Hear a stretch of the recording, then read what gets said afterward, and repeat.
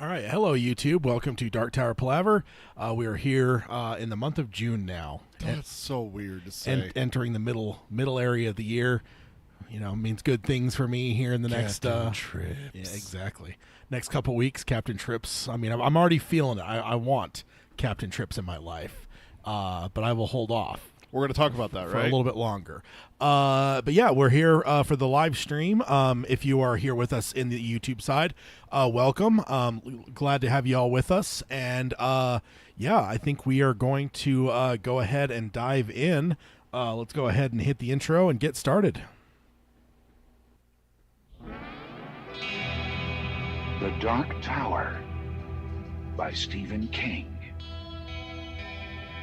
The man in black fled across the desert, and the gunslinger followed.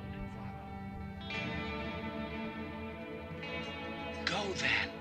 There are other worlds than these.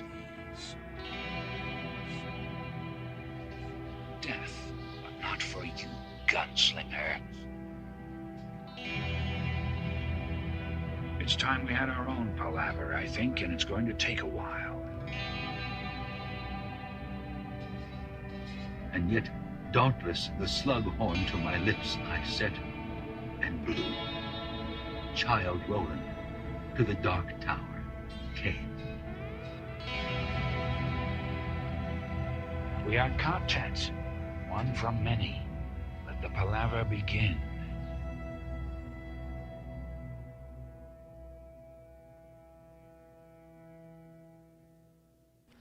Hello and welcome to Dark Tower Palaver. This is our podcast covering Stephen King's magnum opus, the Dark Tower series, as well as the entire extended King universe. I am here.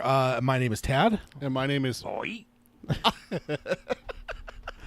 See, we need a some sort of exterminator to come through our podcast here and eliminate vermin. Tad gave me an oi button, guys! That was a mistake. And I'm Peter, by the way. That was a grave mistake. To give you any kind of buttons, it was a mistake. But yeah, we're here to talk for Roundtable 137. As we mentioned on the YouTube side just before we started, we are now in the month of June, carrying our way through the year very quickly. It's close. I can feel it. It is getting close, indeed. It's funny how both of our favorite non-Dark Tower books, like excluding the Dark Tower, yours is The Stand, mine's It, how both of ours are about summertime. Yeah. Because it is entirely about summer vacation in 58. Well, Plus, we talked when they about, come back, it's summertime. We talked about, before, talking about Halloween. I don't think King really has a lot of Halloween. And we even talked about there's not a lot of Christmas in King's. Like, I feel like he really, in general, his stuff is more summer-based. There's a lot of stuff in the summer. I mean, there's some winter stuff here and there, but overall... The Shining takes place in the winter. Yeah. There is some winter stuff, but for the most part, it seems like everything happens in between, like, April and September. Yeah. And, of course, Halloween is the most perplexing that he has a Halloween thing. That's too cliche. But maybe it is. But yeah, first of all, we want to warn you about spoilers. This is a roundtable, so we will spoil freely of the Dark Tower books, as well as we may delve out into other books as we are wont to do. Yeah. And if you want to find us, you can find us on any podcasting service, including Apple Podcasting, stream us on Spotify or Stitcher, or pretty much any podcasting service that is out there that you enjoy. We're also now on Amazon Music and Audible, as well as YouTube podcasts. They have their own standalone, either YouTube Music or YouTube Podcasts. I don't remember if they've created their own like podcast thing yet. If not, I know YouTube Music has podcasts, and we are on there as well.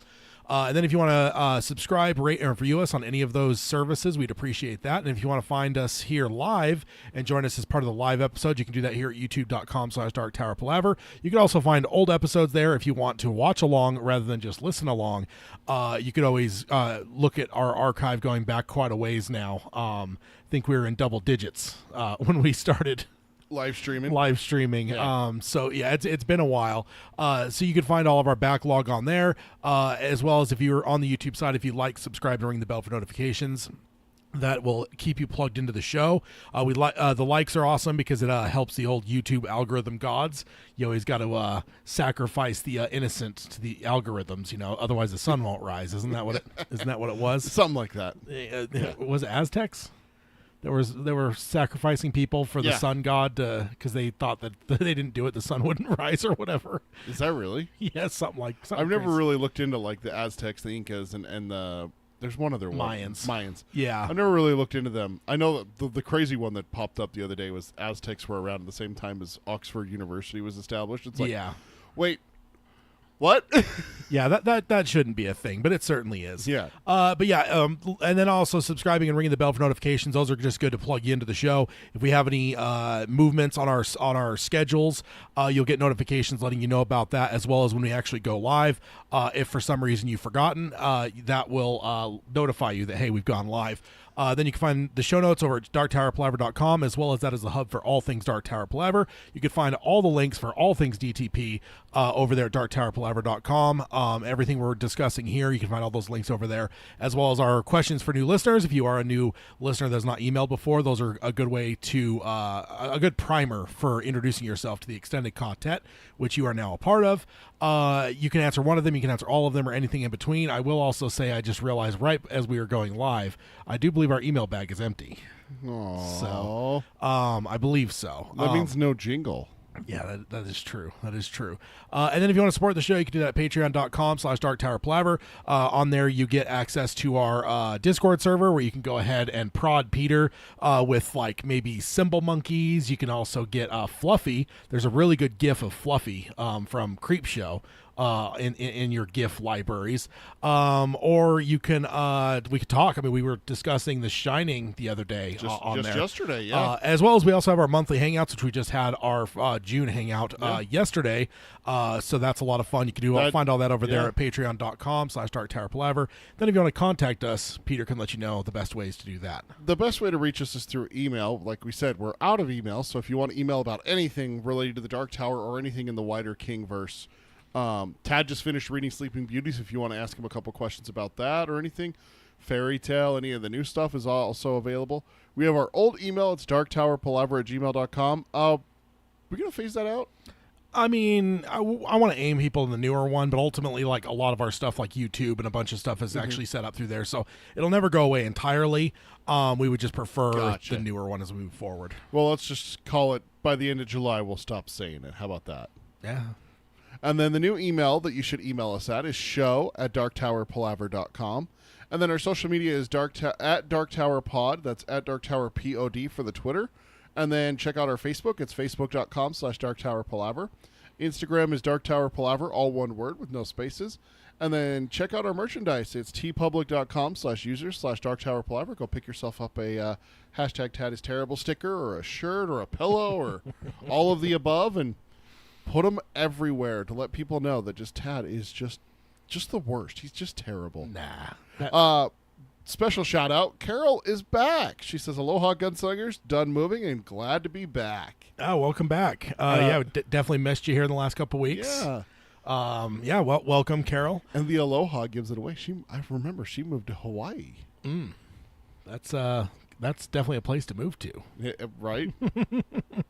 As we, I was actually worried this show wasn't going to happen because we're under severe thunderstorm advisories in the area, and we just had like marble size hail. I think that's the biggest hail I've ever seen in my life, and it was pretty sustained. I don't know where you were at, but where I'm like, literally, I went outside because I was like, dude, it sounds like golf balls are hitting my fucking roof right now. So I went outside, and it was. I was driving in it, dude. Yeah, there's people. I'm worried there's dents in my car. People pulled over under like the tree.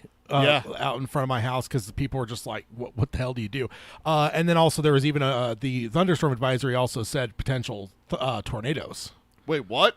Yeah, so there's potential tornado advisory as well. So I was like, we're planning on doing the episode, but I guess we should warn up front that if we were to lose power and suddenly disappear, that's maybe what happened. But it actually looked like it was taming down right before we started. You have a basement, right? I mean, it may be a haunted basement, though. That's fine. I'll deal with a haunted basement over a tornado. I mean, it's I don't know. We could always talk about the stand. Yeah, I think they went in there despite the haunting until the tornado was passed, and then they left. That's what's going to happen to me. I think if the tornado were coming down on them, though, they probably both would have gone out with what they were sensing in there. Yeah. So I don't know. But yeah, let's go ahead and jump on over to the calendar. We are at 137. One of the unique things about the calendar this year, I mean, we always have it every year, but it's a matter of when. I can't remember when we started going to the every other episode Roundtable Book Club, but I know it's on the newer side because July is going to be our first 3 episode month. But one interesting thing that's going to do to us, though, is it's going to swap them. It's going to invert our because normally it's been Roundtables the first and then Book Club's the second of the month. After that 3rd episode in July, it's going to invert that. So we're going to start. The rest of the year will be Book Club and then Roundtable. So that'll be strange. But that'll be a little bit weird. And then the other one that has 3 this month or this year is December. So then we'll swap back. Yeah, I mean, we would have reset right after that anyway. Yeah, because we always reset for the new year. So it's like we always start with a Roundtable. Yeah. So and technically we may lose a book club this year because it shows 2 book clubs in December. Again, that inversion kind of fucks us there. If we didn't have that, we'd be fine for December. It would have been Roundtable Book Club Roundtable, which is what we want for the year-end bash. Yeah. But now December shows Book Club Roundtable Book Club. So, just a heads up. It will be a little bit different after July. So, that's all we got on the calendar front. I don't think we have any other movements of things. But not yet. The summer is fast approaching. Coming. Yeah. So before we dive in, so I finished Sleeping Beauties. Yeah. I really enjoyed that. I did put it on pause for a bit because I had to listen to some podcasts for probably about a month. So I was worried that I'm like, man, I'm not going to be able to do my normal rule is I like to read 2 new books before I do a reread. Mm-hmm. Well, end of June, man, I can't say no to the stand. So I'm like, maybe I'm just going to be breaking my rule. But last weekend, I think I probably went through 10 to 12 hours of Sleeping Beauties because at every waking moment almost, no matter what I was doing, I had my phone next to me playing the audiobook. You just loved it. I mean, I loved it, but also I was dedicated. I need to get through it as quick as possible because if I could maintain my rule and maybe get a short book in between Sleeping Beauties and the stand, that'll keep my 2 new to 1 old reread keep it going. So I also signed up for Scribd, and I just started the Colorado Kid yesterday. Nice. And a little bit into this morning. After the hangout? Yeah, that's like a 7-hour book. So I think I'm almost certain I'll be able to get through all that. In fact, I might even be able to squeeze one more sub 10-hour one in there before the stand takes me. Yeah. Because it is pulling on me. Before you get infected with Captain Trips. Yeah, I'm feeling the desire. I mean, these random conversations come up, and that sparks the stand in my mind. But then also, I gave you for our May Patreon hangout, which was at the end of May because we had to postpone it. I gave you a stand quiz. Yeah. So that probably didn't help at all. No, that didn't help. But yeah, so that's kind of where I'm at. Sleeping Beauties I really enjoyed, though. I think it was Chris from Australia mentioned on YouTube or on Twitter. He was curious what I thought of it because I think he said he wasn't it wasn't that it was bad, but he just wasn't as fond of it. Mm-hmm. I will say I've never read an Owen King book before. I don't really know his style, and I don't even know if I could put my finger on it now. But I will say that I did sense a very different style that I'm used to from King. So I think you can kind of definitely feel Owen's fingerprint on it. So I don't know. You've read Sleeping Beauties? I have. Did you feel that at all? Not saying it doesn't feel Stephen King because it did feel Stephen King, but it felt Stephen King in a way that just there was a unique element to it. I'm sure that was Owen's fingerprints. Yeah, it was absolutely. It was just a little bit off. There were a couple things here or there that were just like, well, that's a little bit not what I would have expected from King. And then it's like, oh, right, there's 2 of them on this. Yeah. And what's funny is I'm not sure if I ever really had that with Talisman and Black House. So that's kind of an interesting thing. I don't remember if that one ever felt whatever. But I've also never read Peter Straub, so I'm not sure what his general style is either. So I don't know though. I really enjoyed Sleeping Beauties quite a bit. I thought it was a really cool book. I loved I really dug the story. I think the premise of it was genius. Did you listen to the whole after thing in that with Owen and Steven? Oh, it was one of the things that I wanted you to listen to because it's fascinating to hear them talk about the process and everything like that, how they went back and forth. And then rewrote each other and stuff. But also like the donut thing where they're like, I would write a section but leave a hole in the center and then the other person would fill it in. So and it's like they were almost like mindful of doing that so that you couldn't suss out who wrote what. And then on the second draft, they each rewrote each other's sections where it just amalgamates it so much. It's like, I don't think and I think that's why it was so strange to me where it's like, I don't think you could pinpoint like anything. Cause I think it's like dough, and it's just been all mixed up and whatever, and mangled up. It's been needed by Steven, it's been needed by Owen, and then it's been put together, and then needed by Owen, and then by Steven, and so. But you could definitely feel there was something a little bit different. If you're a hardcore King fan, if you've read a lot of his stuff, I think you kind of have a certain, I don't want to say cadence, but you have a certain element of kind of what a King book feels like. And this one felt like it, but it just felt off a bit, and not in a bad way even. No, it was just different. I think my biggest complaint was there was just so many freaking characters. This is true. That it was really hard for me to keep up. And it's funny because it's like I've read stuff online, Twitter and Reddit and stuff, where people have complained about that with The Stand. Where like, I can't keep all these people straight. Like, there's just so many characters in this book. And it's like, for me that reads it every year, I'm just like, really? But I could tell you who they are from memory. Yeah, but it's like when I take a step back and think about it from a new reader, though, it absolutely is. It's even worse than Sleeping Beauties in terms of so many characters. But I think that's just one of those things. I think if I were to reread Sleeping Beauties, that's where I think I'd be able to really pinpoint onto characters a little bit more, because especially with stuff that happens later in the book, you're like, oh right, that's so and so who did this later on. Okay, I remember. Okay, now I have it connected who they are. Yeah. And there was even a few things where I lost some story elements, I think, probably just because I couldn't keep the characters connected. Yeah. Like at the very end of it all, there's a character that finds out something that happened to an offspring of the male gender, and I'm like, I have no clue what she's talking about. Like, I completely forgot what happened, whatever's going on here. Zach joined us. He says, Heil, Zach. And then he asks, can you download PDFs from Scribs? I believe you can. Yeah, so I signed up for Scribd. I haven't looked at anything about audiobook stuff so far, but it's actually funny because I was looking for something, I can't remember if it was personal or for work, and it actually found like a PDF of something, and it was Scribd that it pulled up on. So I'm sure they have PDFs. I just don't know if they're like I don't know if they're downloadable. But it was funny because it was completely outside of, like, it wasn't King related. If it was personal, it was something completely outside of the realm of like Stephen King. Or if it was work related, I was looking for some PDF where I'm like, I just want a PDF of X, and I was searching for something, and I pulled it up. I'm like, Scribd, and I like kind of like was taken aback. I'm like, the thing I'm going to sign up for here pretty soon with like audio stuff. Like they've got PDFs. Like, but yeah, I think they're. I went to my wish list. And Cycle the Werewolf, a novel, is PDF. It's not an audiobook. I don't think there's ever been an audiobook. No, I don't think there has. It has the download button. So that's what makes me think that it does have that. Yeah, that one, and then Night Shift. How have those not been done for fucking audiobook, man? I don't know. I don't get it. And Night Shift's like the most iconic King short story collection. So it's just nuts that they haven't got around to that yet. So you finished Sleeping Beauties, you started Colorado Kid, and then there's a potential that you might do Joyland before The Stand. Yeah, explain why. If I finish Colorado Kid quickly, I'm going to jump and do Joyland, because usually it's like the third week of June-ish, somewhere in there. Yeah. That I can't hold off any longer. Like, there's even been times in the last couple of years that I've been reading something else and I've stopped reading it because I can't.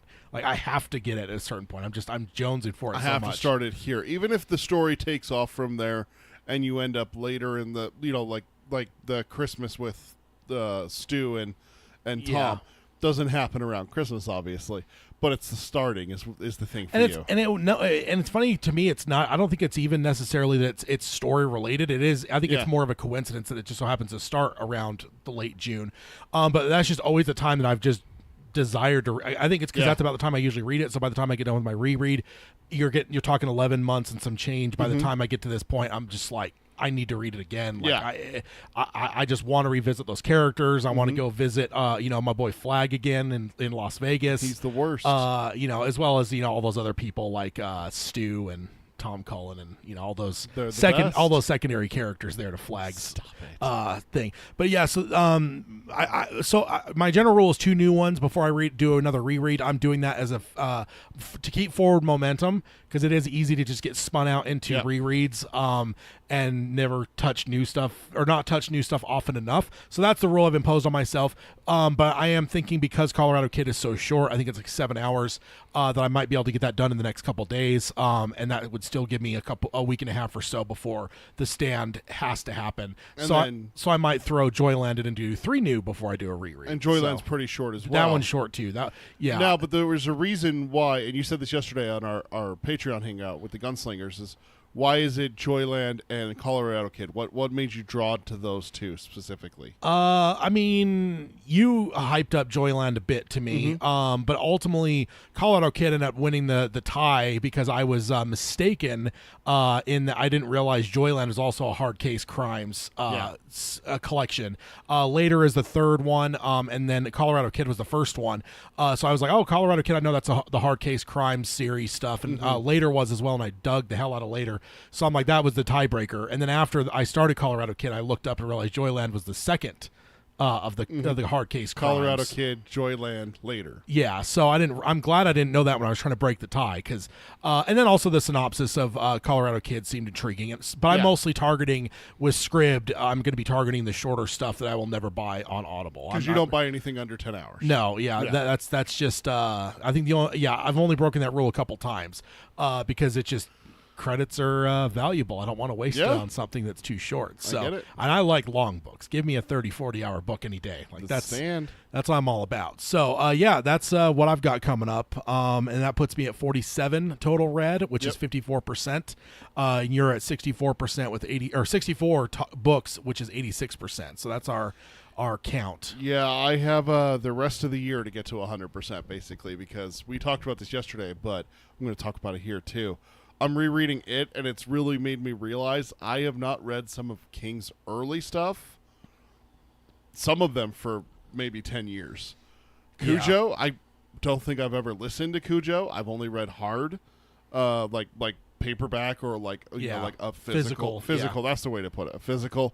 The Dead Zone, Firestarter, Carrie, Christine. There's been a lot of talk in the Discord server about Christine, so I think for me what's coming is 2024 is going to be the year that Peter goes back to early King, and you brought it up too, Salem's Lot, man. Yeah, that's a good one. It's been a long time since I've read Salem's Lot, so yeah, kind of get it through like osmosis with like Wolves of the Column, which is my favorite Dark Tower book and everything, but I'm right now in the middle of it, and then it's a decision what I'm going to read. It's going to be something new next. I think it's probably going to be Road Work is going to be my next one.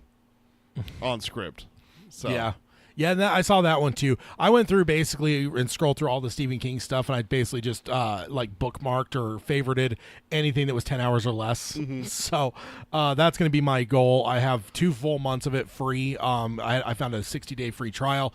That's cool. And I'm probably going to keep it a little bit longer too if I need to, but I'm going to make it a priority to go through all the shorter stuff and hit all that stuff up. I'm glad you're going to check out Joyland, whether before or after The Stand, whichever one it is. Yeah. But I will strongly recommend Dolores Claiborne and then Gerald's Game, because you've never read either one of those. Yeah. And those two are connected.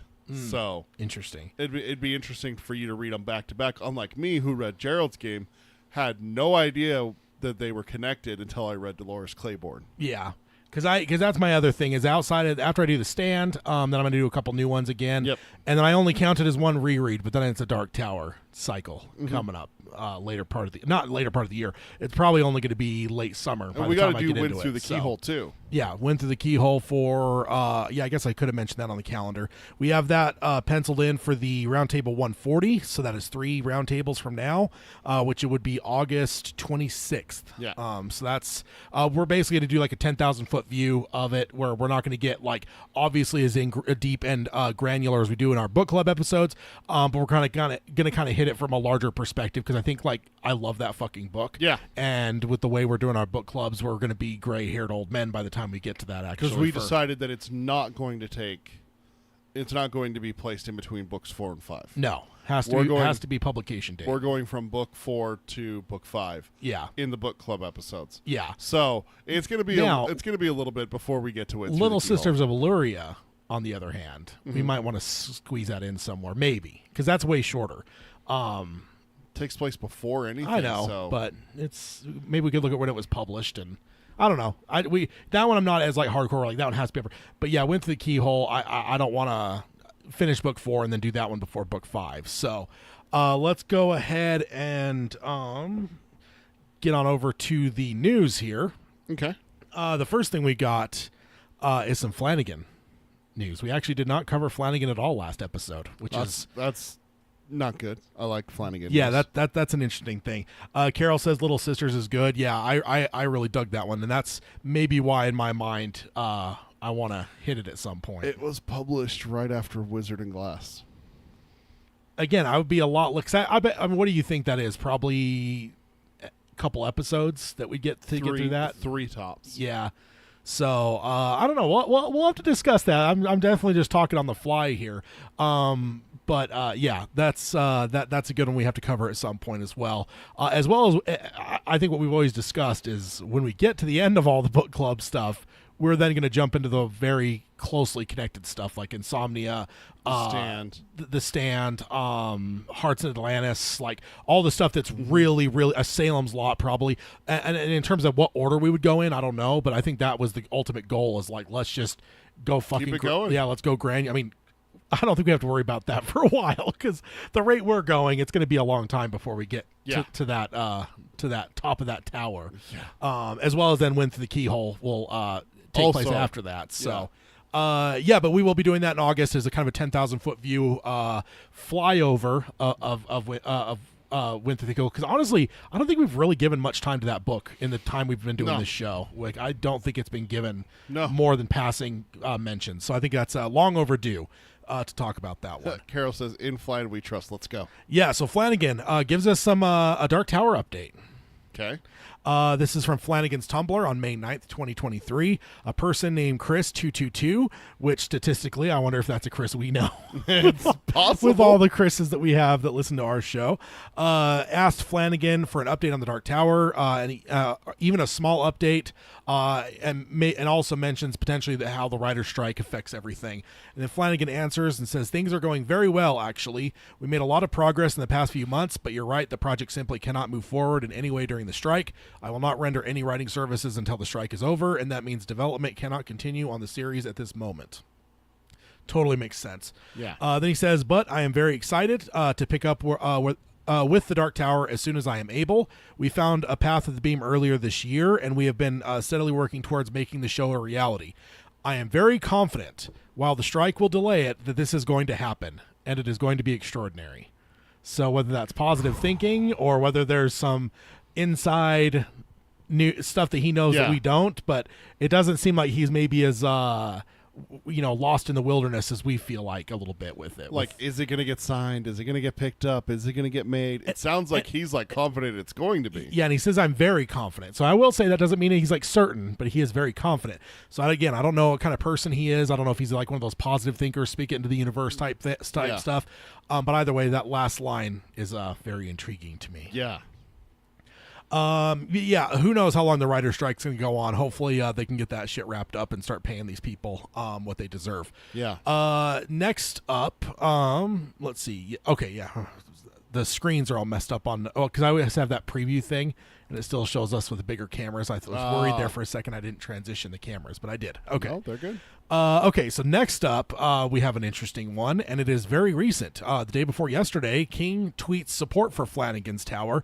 So on June 1st, King's Twitter, somebody named Jason Jans on Twitter tweeted a note to and then at Amazon Studios, there's a massive and devoted group of constant readers that would enthusiastically support a Flanagan version of Stephen King's The Dark Tower through 5 seasons, or 8 in parentheses, and love it every step of the way. Please make it happen. And then King retweeted this person and said, and had the comment, "This the writer happens to agree." So Amazon, make it so. Make it so. Let's see. Carol says it's going to be a long palaver to get through it all. Yes, in terms of the book clubs, yes. Yeah. It's going to take a while. Like it says in our intro. Indeed. So that was just a quick one from King there, and it got added into the stuff very late because again, Uncle Stevie recommends. it only happened 2 days ago. So definitely out of nowhere there. But then while on Flanagan's Tumblr, okay, he also had a question asked to him about his revival that did not obviously go through, kind of fell through. This is from May 29th, 2023. A user named Lino Corrali asked about Revival and if it were similar to Midnight Mass and how he lost the film rights. So asking some big questions there. So Flanagan answered, there's also a bit of news hidden in all this, which is very interesting. Okay.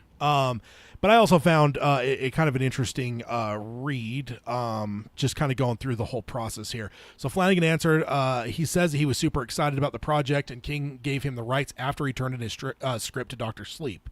So, again, we kind of know the story behind how King was very upset about the Kubrick inclusion, but then once he read it, he greenlit it and gave his blessing to the whole thing. So it sounds like on top of that, Revival was given to him after King read the script of Dr. Sleep. So that's very interesting. Okay. Warner Brothers is who eventually picked it up and commissioned a script. He said he loved the script that he wrote, and it could not have been more different than Midnight Mass, and literally the only thing the two had in common was the presence of a priest. So, I mean, having read Revival, I'm not sure why the person asked a connection to Midnight Mass, because I've seen Midnight Mass too, and I'm like, well, it's about the rights was the question. No, he asked like how it may have been similar to Midnight Mass or something. Well, read the question again from the user. I just synopsized the question. He just asked if it would be in any way similar to Midnight Mass. And yeah, I don't get where that's coming from. And Flanagan said, yeah, there's the only thing that's similar between the two is a priest is involved. Then he goes on and says Revival is one of King's scariest and most effective books, and he was madly in love with the movie and that he had stayed true to the book, and it spanned decades of time. It was a character-forward epic about morality and the futility of hope, dealing with themes of lost love, addiction, and hubris. All of it sounds very right for the Revival book. Yeah. He says it was closer to Frankenstein than Midnight Mass. He said that it would not have been a cheap, though. Big set pieces, heavy visual effects budgets, all things that were very tough to ask for in the horror market. Generally speaking, horror is not an expensive genre. So make it cheap and make it good. Yeah, make it cheap and it makes a shitload of money. That's usually the how you build horror movies. Yeah. Then he goes on and says those things, along with the commercial disappointment of Dr. Sleep, ultimately killed it. Warner Brothers was no longer interested in the risk. They had liked the Frankenstein comp, but it didn't really hit heavy on that until the very end of the movie, of the end of his script. And basically they wanted him to cut everything but the last portion of it and basically build a Frankenstein movie out of it. Oh. That's basically what they said. This is how we'll greenlight it for you, is basically take out 80% of the movie and just focus on that last Frankenstein bit and whatever. So that's an interesting behind the scenes. To make it a spin on Frankenstein, abandoning most of the novel. He said he felt that was unacceptable and rejected the offer to make the film. Warner Brothers had no faith after Dr. Sleep, and the price tag of this film, ultimately, between Dr. Sleep's failure, commercial failure, the fact that this was going to be expensive, and the fact that it was mostly a character-forward epic, versus like something character-driven is usually, again, cheaper movies too. Yeah. All those things combined to basically make no business sense for Warner Brothers. So Carol says people don't read the books, but then ask questions. That's what I kind of wondered, because again, having read Revival, yeah, outside of a priest being there, like, I don't see how it could at all be like Midnight Mass. Yeah. Because I mean, you don't even really deal with faith that heavily in Revival, like versus like Midnight Mass, like felt like a very centered on like faith and whatever. But so yeah, not a lot there. But yeah, maybe the person wasn't as familiar with the books, or maybe just they were latching on to just the priest and thinking that it would be similar somehow. Oh, it's a priest. It's a priest. A priest, or that it's Flanagan, and that maybe, I don't know. I feel like some people get very reductive sometimes. I've been seeing a lot of that with James Gunn. People are just thinking, oh, he's going to make a Superman that's all irreverent and crude and just have a bunch of like 70s music in it and stuff. And it's like, the dude's not people aren't one-trick ponies, man. Yeah. Like, the guy that did Chernobyl was, before that, was famous for the Hangover sequels. So let's not put people in boxes here. Let's not just assume that they can only make one thing. Yeah, or the people that did the last last 3 Halloween movies were mostly comedic actors and directors. So it's like, that didn't seem like a good idea when they first announced it, but I was wrong. They did great. I mean, it's been a thing in showbiz since the dawn of showbiz. You know, I just rewatched it today, the 1989 Batman. Michael Keaton can't play Batman. He's a comedic actor. Yeah, and he's short. It's the classic thing with showbiz. He can't do that. Heath Ledger can't be a good Joker. Yeah. Yeah. So then he says that it was a tough project. I think he's given some credit to Warner Brothers here, and it would have been far more expensive than most comparable horror films. And he did not want to do it for streaming, so he basically put his entire bet behind a theatrical thing and ended up losing the hand. Is what it came down to. So that's interesting that he would choose not to do a streaming for it. He wanted a big budget, big Hollywood apparently. Theatrical. Okay. I mean, it was back in like what was Doctor Sleep, 2019. So I'm thinking the book, 2019. Yeah, 2012 is the book. That's what I was like. yeah. You're way off there, sir. But Samsonite, I was way off. He says his window of holding the rights was coming to a close as he was heading into Midnight Club and Fall of the House of Usher for Netflix, and then he would be locked up for a couple years with those things coming up. So he basically allowed the rights to revert back to King. I mean, ultimately, we still haven't even seen Fall of the House of Usher yet. It's coming out later this year, so no official announcement on that, but it is coming later this year. So then he goes on to discuss that he discussed with his whole team if they wanted to keep it alive, but that at that point they were in deep talks for the rights to the Dark Tower, and which were about to become available for the first time in years. That the Dark Tower rights had been tied up, so they were about to come free. And so they all basically decided that, no, we got to go tour the Dark Tower, because then he goes on and says that King has a general rule not to give multiple rights to one person, and says that it makes sense. It makes sense why, as he does not want to see one project stall out while the person that holds multiple rights focuses on another project that he or she may own. So I think he waits for kind of like Doctor Sleep. When the script got turned in for Doctor Sleep, then he gets the rights for Revival, because it's at that point the script is handed off, and I'm sure at that point it was greenlit as well. So it's like you don't want to get like things in early development to one person to get multiple of them, because you might get something like Salem's Lots right now.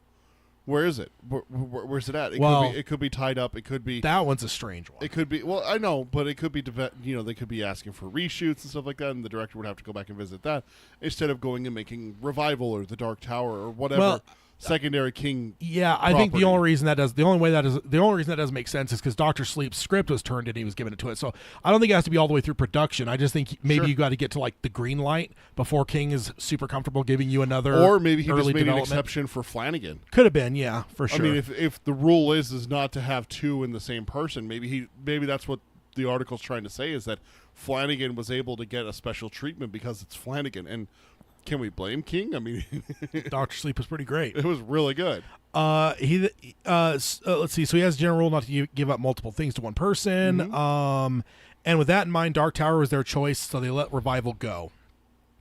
He then breaks some news by saying that last he heard, there was another group that was developing Revival right now as a television show. Really? So that is the kind of the breaking news out of the whole thing is no talks on who. This hasn't been broken even in rumor form in like the trade media, but this seems like an insider thing. Well, and it's only what he understands. So maybe he's mistaken, but if he's not mistaken, there's a group out there, and let's face it, a television miniseries might be a perfect way to execute Revival. It's way better than a movie. I think because as I was reading Revival, I'm like, how would this ever be a movie? I don't know how movies. I don't know how you could do one movie out of this. It has to be two movies. Yeah, not to mention the price and how expensive it is. I mean, you think of some of the set pieces. Yeah, like the freaking mansion at the end. I mean, there's all like the Revival tent at one point. You got to have like a whole carnival. Yeah, there's expensive shit in that. So yeah, I think a mini series would be way more appropriate, as well as the time that you're stretching. It'd be a lot easier to stretch that, multiple decades of these people's lives in a television thing versus a movie. Absolutely.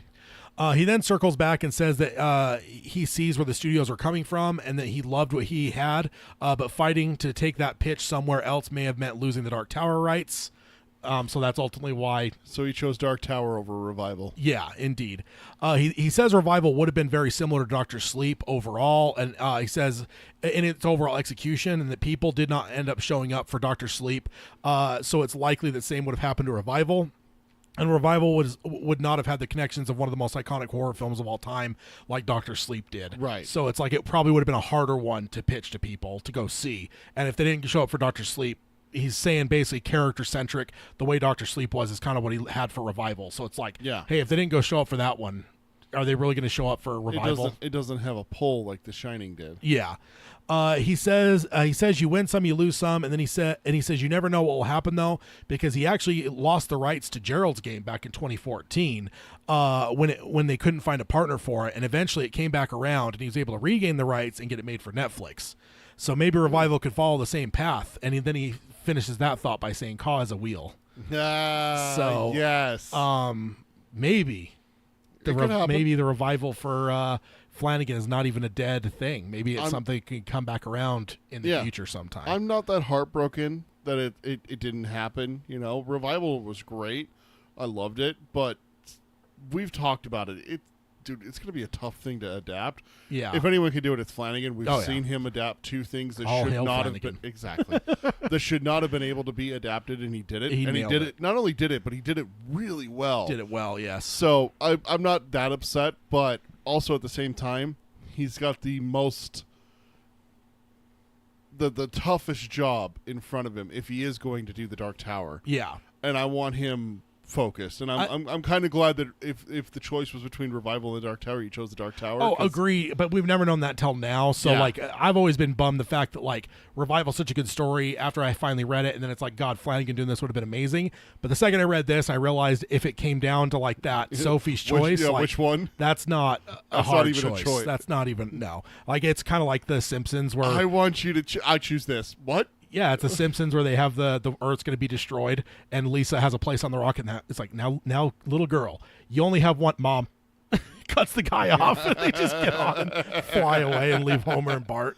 It's like not even a question. You answer it immediately. So so that's kind of some cool stuff. And then it says the last thing he mentions, or maybe the folks who own it now get the TV version off the ground, and he wishes them all the best because it is an incredible book. So it could be an incredible television series. So I don't know. I'm intrigued that maybe some Revival is out there in the offing for us. So now imagine if a group could get that and get HBO. Doing a Revival miniseries. Maybe the folks that did The Outsider, that would be a dream project. That'd be cool. Yeah. Okay, so let's go on to the next one. Another Flanagan news, and I almost was going to play this off to torment you. Oh, yeah? Because this is Flanagan again. So Tom Hiddleston and Mark Hamill to star in Stephen King adaptation of The Life of Chuck for director Mike Flanagan. Ooh. So, and then this headline's kind of a nightmare here. It's got a lot going on. Film Nation launches hot project for Cannes market. And this is by Andreas Wiseman from Deadline on May 8th, 2023. Brianne Bell from Variety. Oh, maybe I didn't copy and paste right. Maybe I missed that one. Because, it is not. It's Andreas Wiseman, so that is incorrect on the slide. Oh, okay. So, but I almost thought of different ways to, formulate that in a way to make it sound like I was about to announce a Dark Tower or Green Light with Flanagan. Hashtag Ted is terrible. Shame on you. I didn't do it. Shame. I even had a very elaborate way of exactly how I would have unfolded it all. Oh, you're the worst. But I chose against it, so I got to take some credit there. You're still the worst.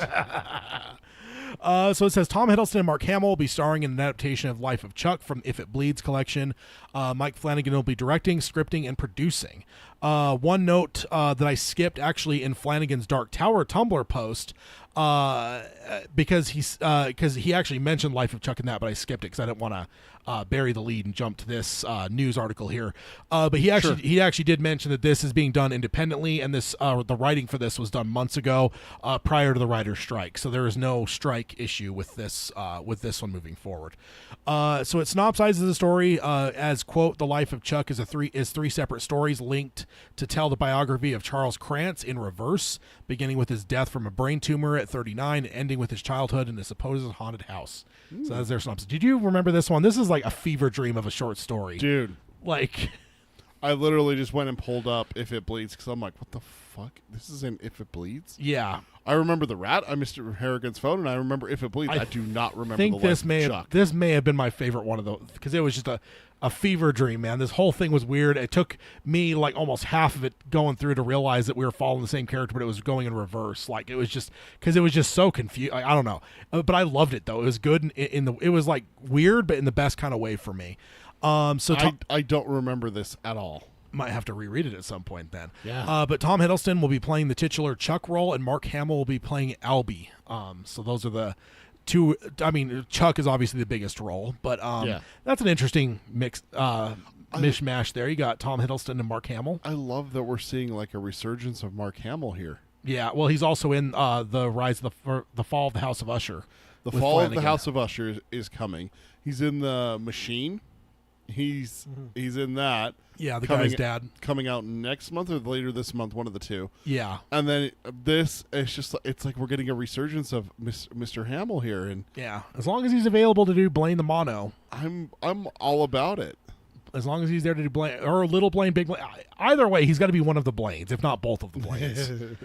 If Tim Curry's unavailable, I'll give Mark both roles. I think you should have Mark be Little Blaine and Tim Curry be Big Blaine. I mean, that's my dream, ultimately, for sure. It says, according to production, it will draw tonally from Stand By Me, The Shawshank Redemption, and The Green Mile. So that's a interesting thing. All right. Interesting. Flanagan's got another King card up his sleeve. Yeah. And most news articles were framing it in the way of like, while we wait for the Dark Tower, here's a new Flanagan project type thing. So, yeah.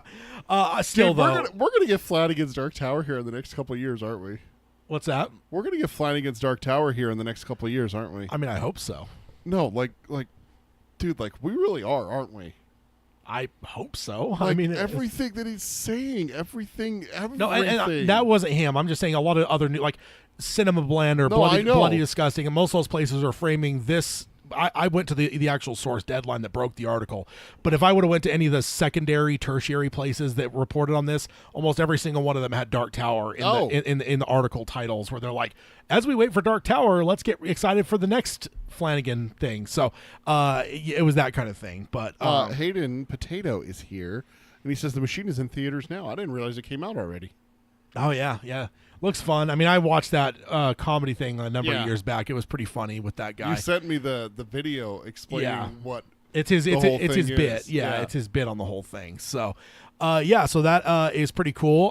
Getting Loki and the Joker in the same. I like that you say the same Joker thing. Well, I mean, that's where it matches, right? Like if Loki or Tom Hiddleston were ever to play a hero, I could compare him then to Luke Skywalker. Loki's a hero, sir. Nah. Have you watched the MCU? Loki's a hero, sir. Nah, Loki is a human embodiment of a cat, and a cat cannot be a hero, sir. A cat can absolutely be a hero. Yes. No. Yes. Heroes don't sit there and go up to a cup on the side of the counter and go, doink, knock it off. What if the cup was poisoned? Yeah, sure. It just saved your life. Yeah, and I like cats, but Loki's definitely a cat. Hayden says he's Loki, an anti-hero. Okay, so that is that's that one. We actually have another one slightly connected in that the Cannes market is involved, and this one's really exciting. Okay, Theo James to star in Stephen King adaptation The Monkey. For fuck's sake! From the Conjuring universe creator James Wan. Dude, Wan's doing it. Wan's involved. I wouldn't say involved. Doing it. Okay, and then the rest of the headline again. These freaking trade places, their headlines are not terrible. It says C2 Black Bear International launches hot project for Cannes market. So Cannes market, if you are even slightly familiar with like the way like a lot of film festivals like Sundance work and stuff, a lot of times they're independent movies and then they're trying to sell them to studios. Sure. Cannes is a big film festival. Cannes market is a place where people put something together, like Mr. Flanagan would go, hey, I'm going to get Mark Hamill and Tom Hiddleston to do this Stephen King adaptation. And they're going to Cannes and they're going to try to sell it to a studio to say, hey, here's what we packaged. I'm going to write the script. I'm going to direct it. I've got these two actors attached. Do you want to buy this project? So the Monkey's the same way here. They're it's kind of a way of like networking and getting your ideas out there, your projects that you want to do, and then someone's like, yeah, I'll buy that. So the reason I'm saying that is to clarify, these aren't greenlit. These aren't connected to a studio yet. These are only a slight bit above where the Dark Tower is at right now, because the Dark Tower doesn't have any casting attached. So or a finished script. Yeah. So this is by Andreas Wiseman from Deadline on May 9th, 2009. Does this one show right on the slide? It matches. Okay. So Theo James is fresh off from starring the HBO show The White Lotus, which is really, really, really popular. I haven't watched it yet. And is now set to star in The Monkey, based on the Stephen King iconic short story. The film will see the master of horror James Wan producing, and will have Osgood Perkins directing. Wan needs no introduction, of course. We all know. I mean, he's the master of horror in the modern day. But Osgood, or Oz, actually played young Norman Bates in the 1983 Psycho 2. He's a director now, but he was an actor, as well as he had acting jobs in Legally Blonde, the Utah Murder Project. That's an interesting one. Wait, what? A movie called The Utah Murder Project. It's apparently based on a true story where, like, an L.A. Murder detective, or like, what do you call it? Murder detective, right? Homicide detective was traveling through Utah and gets basically kidnapped by the cops to help them to solve some murders or something. What? So, and he was also in Star Trek, the newer one, and the new Twilight Zone, as well as Nope. So he's been in a lot of stuff over the years. His directorial debut is actually in post-production currently, and it's a Nicolas Cage movie. So that'll be his first one. The Monkey would be his second directorial. What Utah thing. Murder? What? Utah Murder Project. So this, along with Life of Chuck, will be at the Cannes Market, which is where folks have to package films with creative folk scripts, actors, and attempt to sell them to studios. So, basically what I said earlier, they're not greenlit yet. It synopsizes it as, quote, in The Monkey, when the twin brothers Hal and Bill discover their father's old monkey toy in the attic, a series of gruesome deaths start occurring all around them. The brothers decide to throw the monkey away and move on with their lives, growing apart over the years. But when the mysterious deaths begin again, the brothers must reunite to find a way to destroy the monkey for good before it takes the lives of everyone close to them. So, of course, Peter is unhappy because it is the famous Jolly Chimp symbol monkey. Dude, this is getting creepy. And why? I like that I stopped you by Go saying on. it's getting creepy. So yesterday was my daughter's last day of school, right? And to celebrate, we went to a local gas station here in Utah. Is doing free little slushies. They call them frazzles, I think is how they pronounce it. And she asked if she could get a candy. And I said, yeah, sure. And so we walked over to the candy aisle. And you know how they have like those candies, but they're not just candies. There's like the sour thing that looks like a baby's bottle that has like the nipple on it and like everything like that.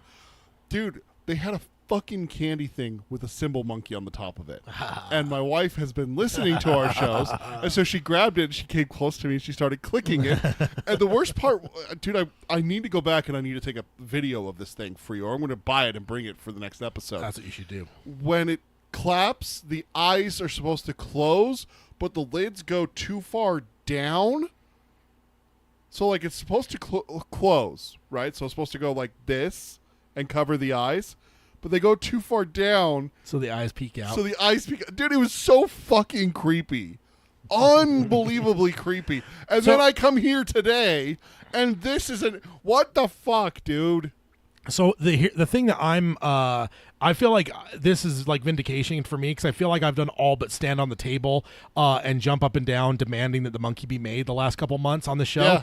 Because to me, it's like the most obvious fucking horror thing. It's like, so easy. Like when you have something that like in the universe people hear, like the Ring. That's why the Ring was so good, right? Because you have the sound of that tape playing, and there's just whenever you have those things in universe where people know that like whatever it is coming after me. That's that much creepier. And so when you have a fucking symbol monkey and you set it up for the audience, and every time that fucking symbol's clank, someone is going to fucking die, like that is just made for a fucking brilliant movie. And the fact that it has like from the short story, they like tie it up and throw it into the fucking lake and shit, and then it appears back. It appears back like just it feels like it's made. I don't know how a movie hasn't been made 30 years ago out of this. It just seems so obvious to me. So I feel like I've been pounding that drum hard. So now here at the end of a couple months of demanding that this movie be made, is seemingly they have announced that they are at least trying to get it made. So we have a quote from James Wan. He says, Stephen King is the godfather of the horror genre. He had a huge influence on me as a child and throughout my career. It's always been a dream to help bring one of his stories to life. The Monkey is a personal favorite with a simple, iconic, and incredibly marketable conceit. And I can't imagine anyone better than the visionary and lifelong genre fan like Osgood to bring this thing to life. So That sounds great. And then the production company had a quote: "We couldn't be more excited to partner with Osgood, James, Brian, and our friends at Black Bear International to present Stephen King's The Monkey. It perfectly checks the boxes of what's working in the marketplace right now, and it'll be a hot property. We can't wait for audiences to see Theo James in this role. He is really going to knock it out of the park with an amazing performance." So. Yes, very, very excited. I hope some people get both of these two movies signed at Cannes, and we get some Life of Chuck and The Monkey coming to theaters, hopefully. I like that it's Black Bear International. That's and Hayden's here in the chat. That makes me happy. Indeed. So next up, we've got, or actually, I have our big board. I need to take us off the fucking screen real quick. How do I? Let's see. I've got a thing just slides. Or maybe. There we go. Maybe. Yes. We're good. Oh, we're good anyway. Never we're mind. At the bottom. I'm looking at that other fucking screen again. Stop looking at the other screen, Tad. I wish I can get rid of that other. I guess I could, but I need it for the other show especially.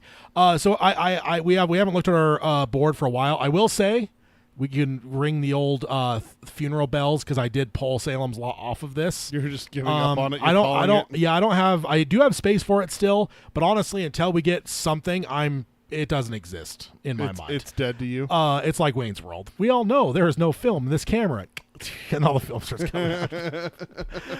But I did put The Monkey on there because that is new. We actually already knew that Life of Chuck rights were bought, so that was already on our list.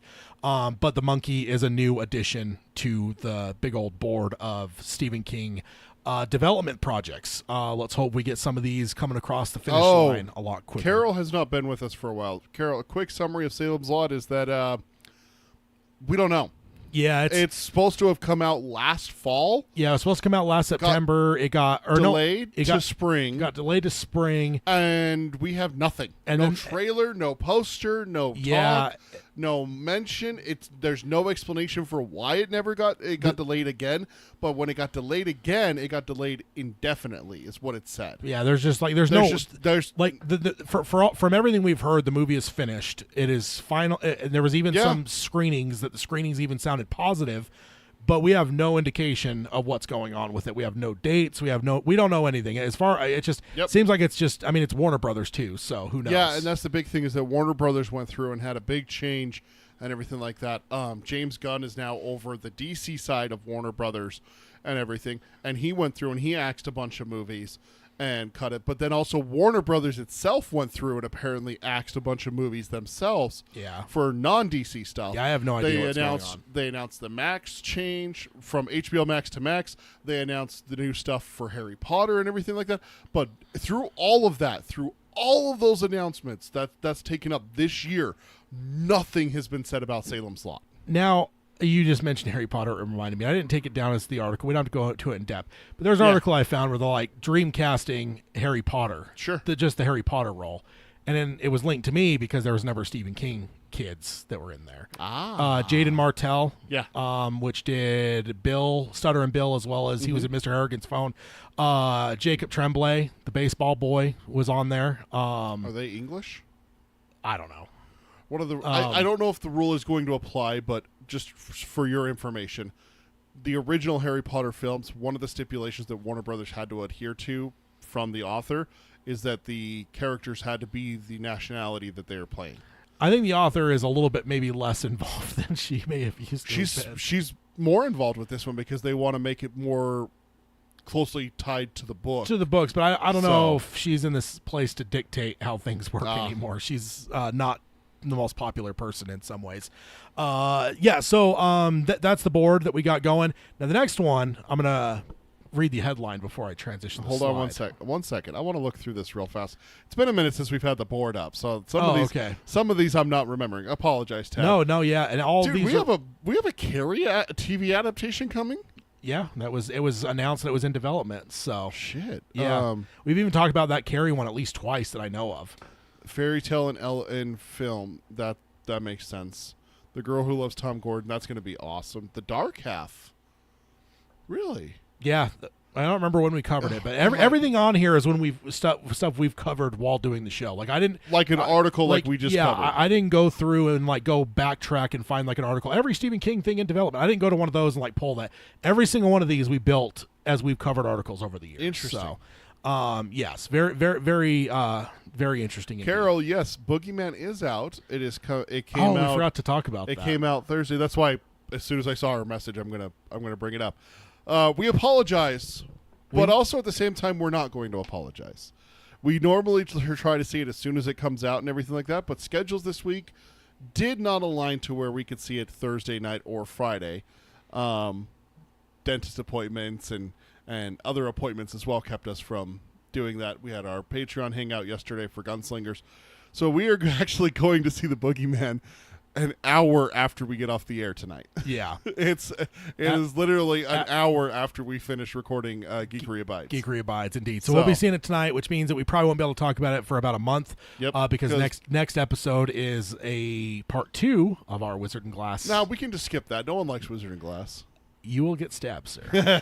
you will be stabbed repeatedly. Oh, welcome, Rocky. Yeah. So Hayden's in here saying no about Boogeyman too. He's so excited to see it. I can't wait. You should see all the text messages he's sending about how excited he is to see that movie. So we also have a slight little thing for it, or Welcome to Derry, more likely. Yeah. So It prequel series Coming to Derry has started filming. Oh, shit, already? And has had a slight little reveal from Mr. Andy Muschietti. Okay. And that's why I haven't changed the slide yet, because it was an Instagram post, and he gave us a little picture. Okay, I'm waiting for our first picture. A little bit delayed. I guess there's a little bit. I don't remember where I set the stream stuff to. So how long the Clint delays Bowers, Chief of Police. Yeah, so, and this is from Eric Bowers. from Eric Eisenberg from Cinnamon Blend on May 9th, 2023. So very little is known about the series right now. We know it is a prequel. We know we have some cast members added, but we don't know who these people are actually going to be playing. Andy Muschietti, we also know Andy Muschietti is directing at least the pilot episode. So Andy Muschietti posted this on his Instagram, and they've begun filming the pilot episode for Welcome to Derry. Not much is given in the caption, but the picture is very interesting. Of course, the full name is not ringing an immediate bell, but the last name is very interesting. There is no Clint Bowers in it. So maybe a speculation, is it Henry's grandfather? Could His be. dad was a cop, but was Grandpa maybe the chief of police? His dad wasn't a cop. Yeah. No, Henry's dad was not a cop. Yeah. No, he wasn't. Yeah, because he beats him and shit. Oh, in the movie. Yeah. I'm thinking, sorry, book in my brain. Yeah. No, in the movie, yeah, he was. So they're making his grandpa. I'm speculating. We don't know. I mean, this could be his fucking dad for all we know. It could be. I don't know what his name was in the movie. So yeah. So that's just speculation. But it is definitely an interesting thing to have the cop with the last name Bowers. Also, it might be easy to pick out of the cast, though, because James Remar, which played Dexter's dad as well as Ajax in the classic The Warriors, is cast in this. He seems like a perfect fit for a chief of police, because a chief of police is usually going to be an older guy, not necessarily a young whippersnapper. So I think maybe that's a guy that might fill this role. That's just me speculating, because I'm a huge fan of his, and he is an older guy, so I think he would be potentially one that could fill that role. Also interesting that this was this post, it shows that apparently Welcome to Derry is still filming despite the writer's strike. So it seems like they must have got all their writing done before the strike went into effect, because they are filming. All right. Yeah, very interesting. In the next episode, in the next show at Geekery Abides, we have some stuff to talk about that is not filming anymore because of the writer's strike. Aww. So, yes. Let's go ahead and go to the next one here, and this is actually an interesting one. It's a sweepstakes for Fairy Tale. So it's enter the Stephen King Fairy Tale Sweepstakes. This is from EW, and this is EW staff on June 2nd, 2023. To celebrate Fairy Tale coming to paperback, Entertainment Weekly and Simon & Schuster are doing a Stephen King Fairy Tale Sweepstakes. Folks will get a chance to win a special edition of the book, a Canyon e-bike, and it says in parentheses, since the main character Charlie Reed rides his bike all over town, maybe is probably why they're doing it. Yeah. And a collection of Stephen King classics, including The Eyes of the Dragon, The Dark Tower, Misery, Cujo, The Outsider, and more. That's awesome. It says one grand prize winner will get the Canyon ON 5 step through bike, a special edition of Fairy Tale, and a collection of King classics. And then a first prize winner will get a paperback of Fairy Tale and a selection of 13 King classics and audio downloads. So I don't know if they're getting books and audiobooks, but that sounds like it. And then one runner-up will receive the Fairy Tale paperback as well as a selection of 6 King classics and audio downloads. Check the link in the show notes. We'll have it posted over there where you can go enter. You basically have a good chunk of the month of June to enter. One request I would have, though, is if you do enter and you're a listener and you heard about it through here, let us know if you win. Yeah. It'd be interesting to hear if someone heard about Really it on cool. our show and ended up winning. Baraki says Henry's father in the movie, at least, was Oscar. And then he says, I'm sorry, was Butch in the movie, Oscar in the book? It's actually, Butch is a nickname in the book. I don't remember what his first name was in the book, but yeah, it's because it's Henry Bowers and then Butch Bowers in the book, and then I wish I would have paid more close attention. Literally yesterday, driving home from your house after the hangout, they talked about his dad's real name. Yeah, because does Henry use his dad's gun, or does his dad use the gun to scare Henry? There's a gun being used to scare someone, and it's his. If you're talking service. the movie, I do not remember that his dad was a cop. I think his dad shoots like near him to scare the shit out of him and stuff like that. Yeah, so yeah, his dad's definitely a cop for sure. That's very clear. That thing specifically is clear in my mind. So yes, and yeah. So yeah, enter, like I said, go to the show notes at darktowerpalaver.com. I'll have the link to go and enter this. I think it's up through the 19th, which is a fitting date to end things there. Yeah. Hayden says they're going to be runner-up because they don't have the bike. Runner-up. I see what you did there. I think that you'd also have to do a bike giveaway for it as well, wouldn't you? Hi-ho, silver, away! It has to be a bike way too big for anyone to ride. Yeah. Carol says, got to finish Fairy Tale ASAP. Yes. Great book. Indeed. And then Brock says, movie, father was a cop and scared Henry with a gun. I don't remember that happening in the book, but in both the father dies the same way. Okay, so the knife to the throat is how the father dies. I remember that. Yeah, I remember that too. Yeah. And he's in uniform, I think, when in the movie when he does, because he has it's like the pop out knife. Yeah, that you push the spring loader and just out. That was a fun scene, wasn't it? The blood gushing out. Very gurgly. Very gurgly. Yeah, wet. That one's just for Hayden there. Yes, we always like wet kills in horror movies. Thank you, we? Baraki. I'm glad that you're here to help us with that because that's, dude. It's final. I need to rewatch the It movies. Yeah, I was just telling you yesterday. I haven't rewatched them since 2019. I haven't rewatched. I don't know if I've even rewatched Chapter 2, or if I did, it was right when the disc came out. So it would have been 2019. So, Hayden says yucky. Whenever you get Hayden to say yucky, I always smile. Oh yeah, me too. So this next one's interesting. So we've actually discussed something very similar. But not in the same purview, and we actually haven't done any lists since we've reformatted the show a little bit. Yeah. So we have a list, and it is top 10 modern King movies and TV adaptations that are destined to become classics. Oh. So we talked about modern adaptations, and I think we actually came up with a list before. Mm-hmm. But thinking about it from the purview of ones that are destined to become classics, that's an interesting discussion. Interesting. Any guesses? Just immediately. It at least the first one for sure. Yeah, dude, that's the best Stephen King thing that's come out recently. I would debate that. I will fight you. I would put Dr. Sleep up over it. I'm sorry, it's better. No, don't get me wrong. I fucking love Dr. Sleep, and I think it's phenomenal. But dude. The money alone speaks volumes. Yeah, but what we're talking about here is what's destined to become classics. That's usually when money starts to, like, for instance, and actually he mentions it in the article here. I'll dive in real quick. Go ahead.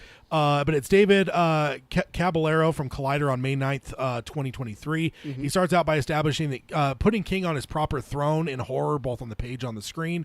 He says that he's not. He says that not all adaptations are instant classics, and points to The Shining, that ultimately had mixed reviews when it started, and then and when it first came out, but now is considered one of the all-time classics in horror. Mm-hmm. And in fact, it feels like not too long ago we had an article that was talking about that it wasn't until like the late 90s that The Shining really really started to be looked at as an all-time classic. Like Sure. even through the 90s, like people liked it more, but I just don't think it was considered the same kind of classic we do now in the 90s.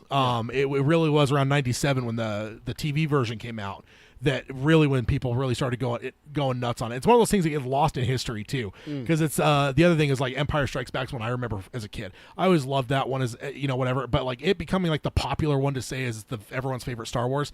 That didn't even happen until the late 90s as well. Like really? when yeah, I think it was around the time the 97 ones came out.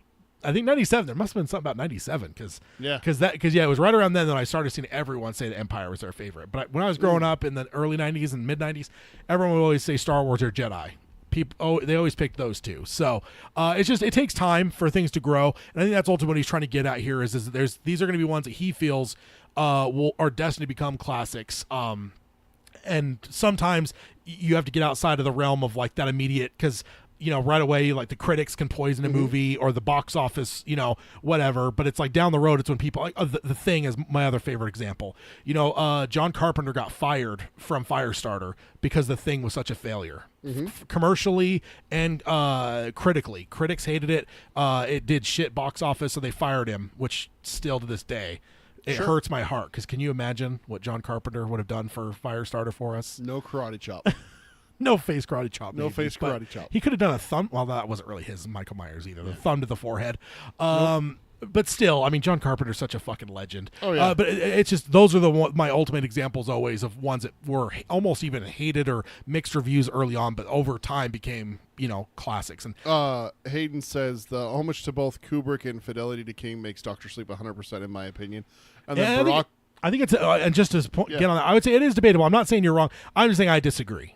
I got one ace up my sleeve that I'm gonna wait because I'm gonna let you build your case and then I'm gonna play this ace in. And I'm gonna in my opinion, big city lawyer. In my opinion, it's gonna be the end of the argument. But I could see it going both ways. But I'm not saying that Dr. Sleep's not going to be a classic. I'm saying that of the obvious choices, it is the choice. That's not saying that none of the others are going to be classics. Yeah, no, I know. It's just, but I'm saying if you're going to pick one, if you're going to say, give me one that has the best odds, it's it. And there's the reason why. I'll give it to you. Skarsgård's replaced Tim motherfucking Curry as Pennywise.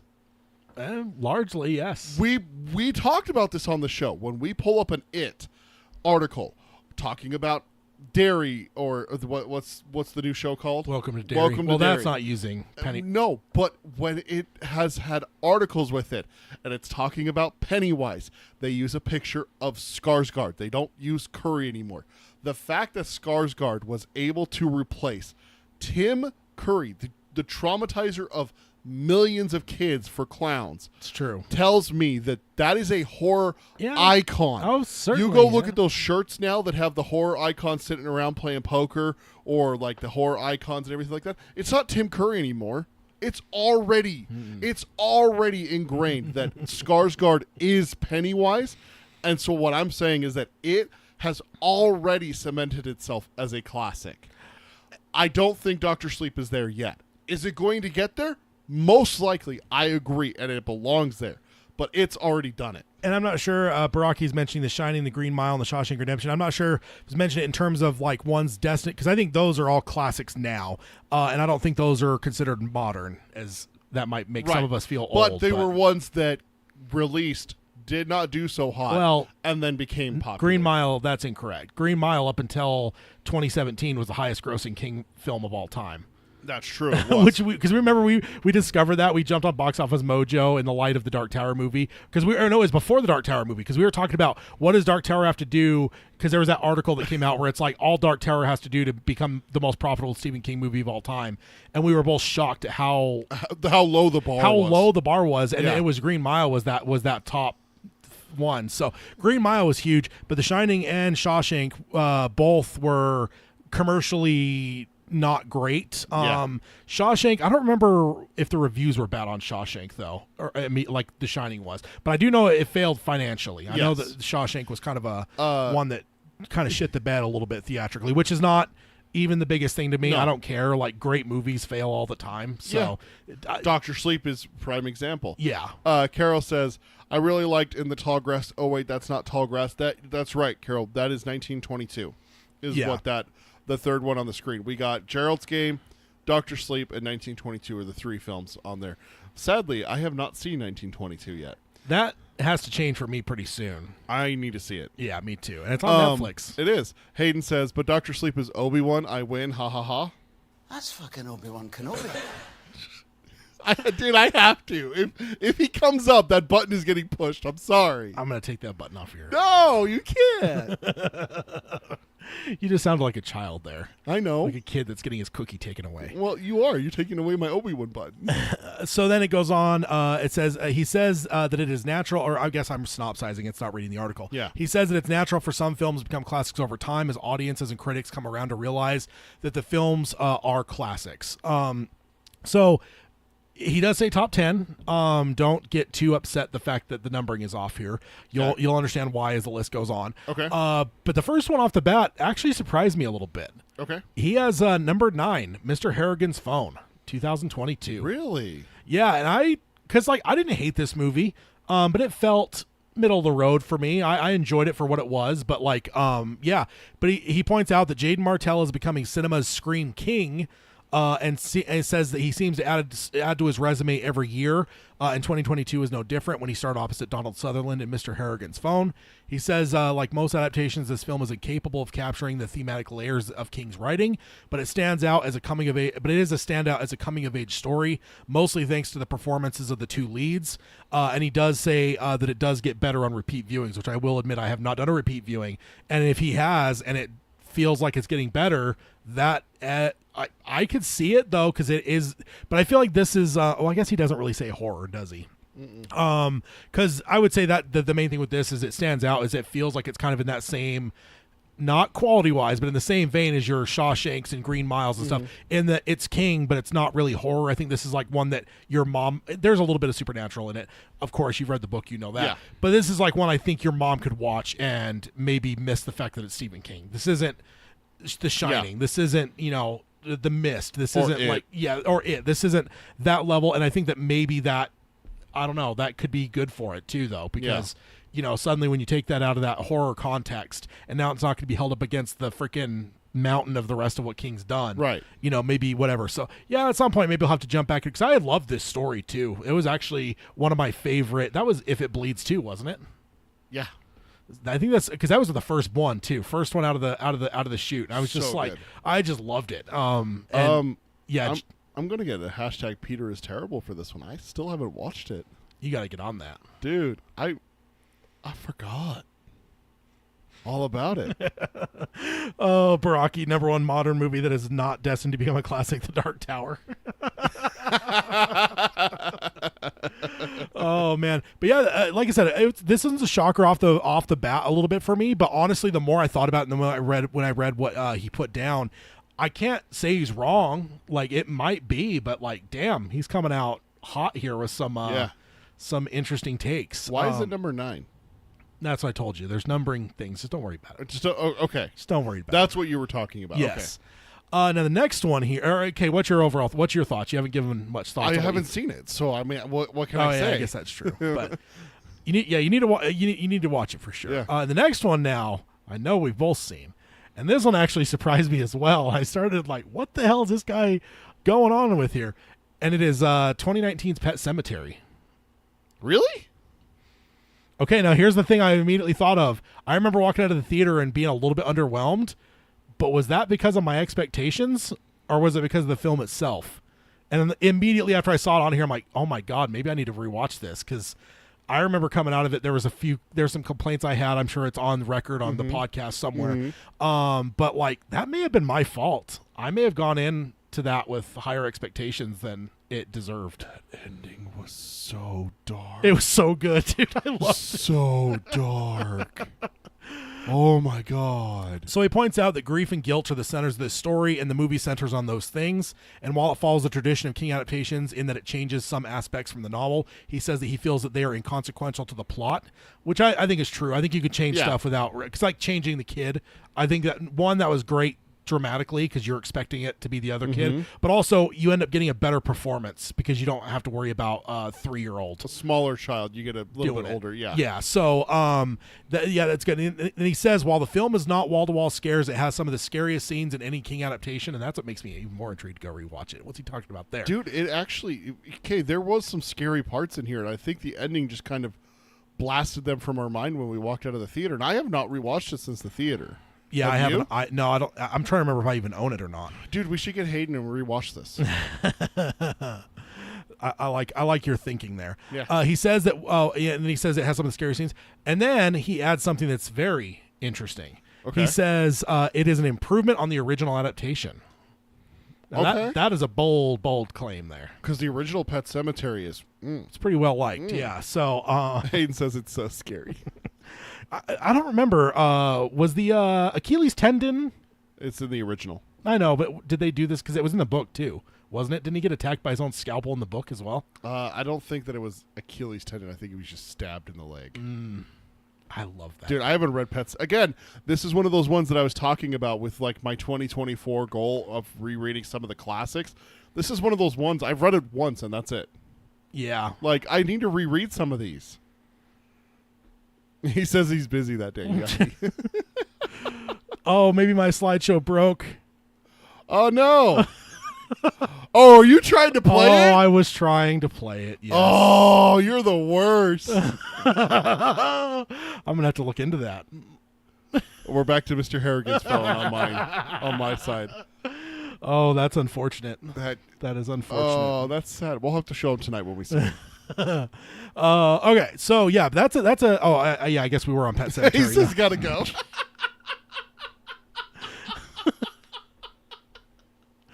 Oh man. All right, so now we're getting into I guess those first two surprised me to one extent or another, but now we're getting into a different realm. 1408 is number 7, which came out in 2007. So I think you'd say the like turn of the century, probably marks modern is my guess, but I do think this may be the oldest movie on the list. So he says that the ever underrated John Cusack stars opposite Samuel L. Jackson in the psychological horror film. The plot centers on an author investigating a paranormal phenomena in a supposedly haunted suite in the Dolphin Hotel.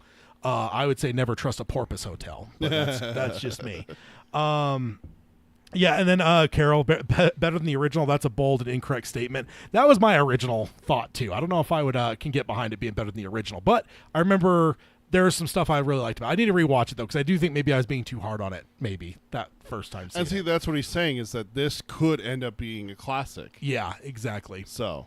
Exactly. And then he goes on and says the short story uses creepy atmosphere to build tension. The film, rather than employing excessive horror imagery, it instead leans into the mystery and fear of the unseen to keep audiences on edge. He says that its strengths are the atmosphere as well as John Cusack's stellar performance. And I would agree, this movie's pretty killer. I don't think it gets the same love as the other King movie that came out that year in 2007. But it is something we're going to have to watch maybe this year on the old Patreon side. Especially because I haven't seen it. You have this false memory of us going to see it together. And that would have been right, too. We would have been hanging out in 2007, but no, I did not see this. It's a good one. I really enjoy it. It has been a while since I watched it. Now, here it is. I don't think either of us have seen it, but number 6, 1922, 2017. Yeah. So he talks about Thomas Jane's 3 King appearances, and that this is the latest of them. It is about a farmer who manipulates his son into killing his mother, only for them both to lose their grip on reality after the murder. He says this film is a slow burn, and honestly, that right there intrigues me almost more than anything because I love slow burns. That some will find unbearable. It skips on cheap thrills in favor of the introspective portrayal of madness. He also says that Jane gives his best performance in years and has a great supporting cast around him. He calls it anxious, terrifying, and says that it is among the most underrated horror film of the 2010s. So, wow. Yeah. And one of the few examples of the adaptation surpassing the source material. So there is some bold stuff being said there. I'm like, God damn it, how have I not watched this? Yeah. I mean, yeah, it's a Netflix one, so I might have to make it a point to watch this at some point. That's probably the reason why we haven't watched it, is because it just went straight to Netflix. Gerald's Game did. Isn't that what Mr. Harrigan's phone did too? Yes. straight to streaming, right? Yeah, and then but Gerald's Game did though. The only reason I watched Gerald's Game is because I read the book. Mm. That's the only reason why I watched it. So I'm like, damn, this is a good book. And then I saw that Flanagan was doing it, and I'm like, well, shit, now I have to watch that. So I watched it, and then I talked to you about it. Yeah. But 1922 came out around that same time. Yeah, it was. Yeah, it was indeed. Yeah, very interesting. But I've never read 1922, so I just Now, as we all know, that we absolutely have to have on a list talking about Modern King adaptations. Oh. At number 5, Mrs. Carmondy's debut in The Mist, 2007.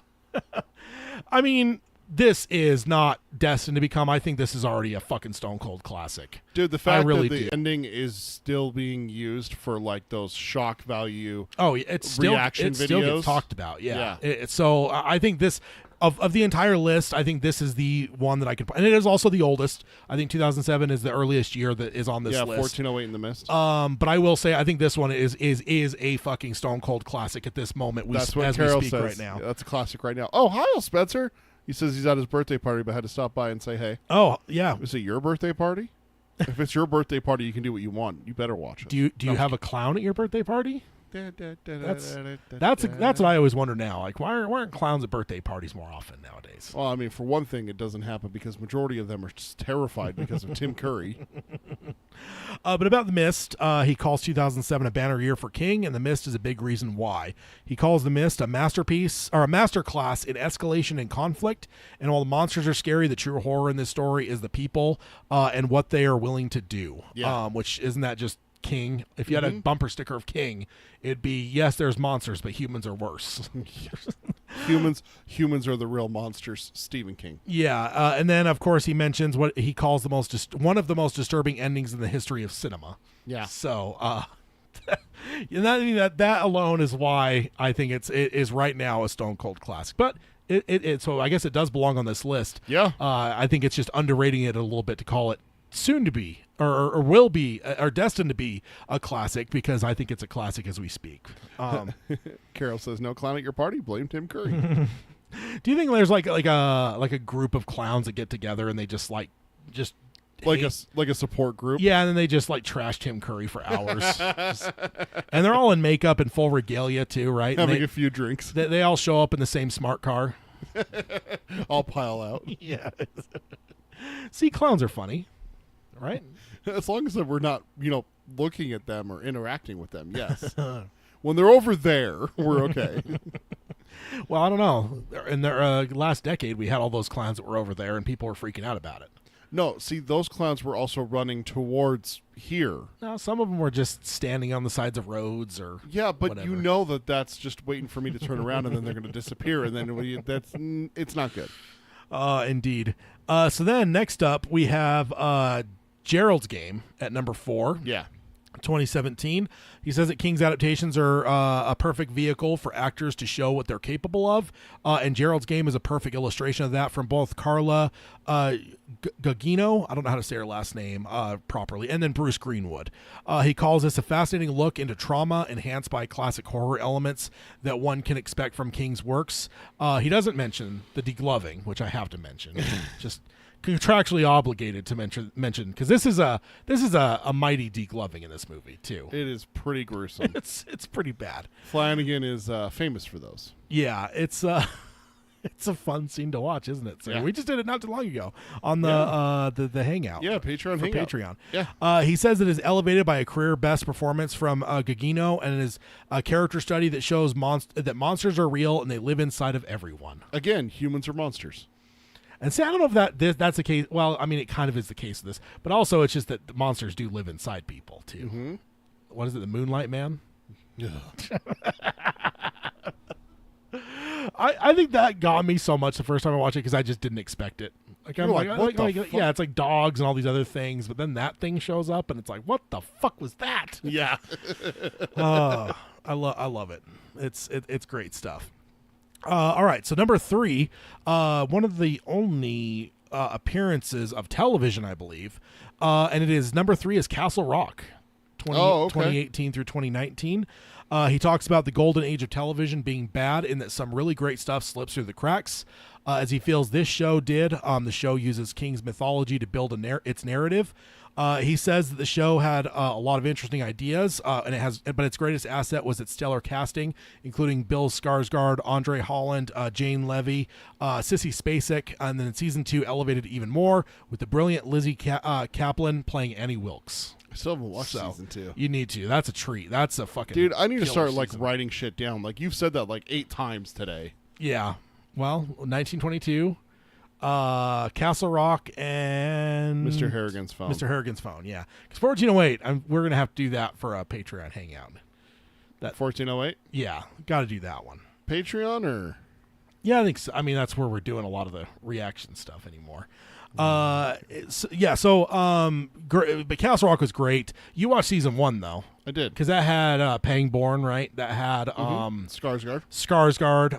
What was he, the kid? Was that how he's credited? Because I remember there was all those conspiracy theories when it was airing that he was Pennywise. Yeah. There was some sort of offshoot of Pennywise in some way. But of course, what was it, 2018? So it was only a year after the first It movie came out. So Mr. Harrigan's Phone, Castle Rock 2, season 2, and 1922.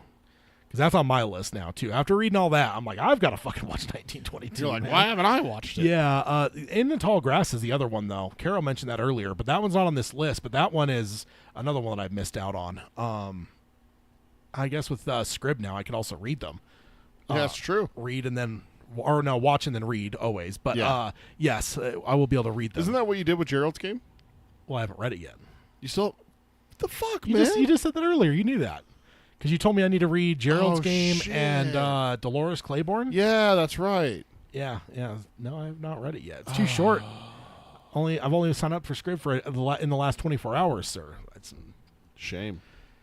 not like I have a lot of options. You could always just buy it, you know? You just mean without credits? Just use money to buy it? Or a credit. Except that there are some things good enough that are shorter. Nah.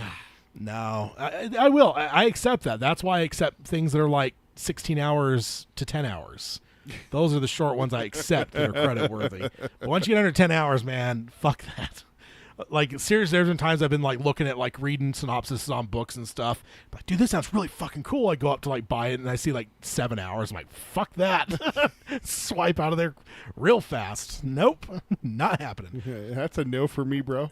And then number 2, here is where we correct all of our numbering, because number 2 is It, Chapter 1 and 2. Just lumping them together. So, because I was confused, I'm like, he says top 10, then I go down to the top and it's 9. Number 9's the first one. I'm like, wait, what? I'm like, didn't he say top 10? I scroll up, he did. I'm like, what the fuck is going on here? Yeah. Is this guy insane? And I scroll down a little ways, like, I see. I see what he was doing now. So It, Chapter 1, Chapter 2, 2017, 2019. He called It arguably King's most famous horror novel and said it already had one of the most iconic adaptations of Tim Curry. But Andy Muschietti came in with a fresh take on the story that became a defining adaptation of the novel. Now, I wanted to pause on that. Most famous horror novels. What's the competition, you think? The Shining? Yeah. That's probably it, right? Salem's Lot. I don't know if Salem's Lot is iconic outside Pet of Cemetery. The fact that Stephen King has said it's his scariest novel. Yeah, but I'm not even talking about. I'm talking about the larger pop culture, even outside of constant there's readers. There's nothing. I think it's The Shining and It. There's nothing that beats It. Shining doesn't even come close. Oh, yeah, No, Kubrick's Shining does. yeah, It. which it connects. More people are scared of clowns than Jack Nicholson. I don't know. There's all that liminal space horror stuff that people are putting out, and a lot of that is very Shining-esque. Yeah, Carol says and Pet Cemetery. I think that if you ask people what's the scariest Stephen King novel, I think a majority of people are going to say It or The Shining, but I think you're going to get a healthy dose of Pet Cemetery and Salem's Lot. I think those two are going to surprise you if you ask 1,000 people who are Stephen King fans. Because if I'm cycling through the list to see if there's anything else that jumps out. If you're just asking just the general public, it's going to be Pennywise. Dude, Pennywise trumps. Like I said, he's an icon. I think there would be a strong debate about The Shining and It. And yes, Kubrick's is a big part of that, but Kubrick's doesn't exist without Stephen King's existing first. But I would say those two are probably, that's the argument would be. Yeah. I think it comes down to those two. If you're in the constant reader realm, yes, there's other ones you're going to add in there. Sure. But if you're just talking wider pop culture, No, absolutely. It's- It's those two. it's those two that and are I gonna, think it takes it. I don't know, man. There's a reason The Shining hasn't been remade.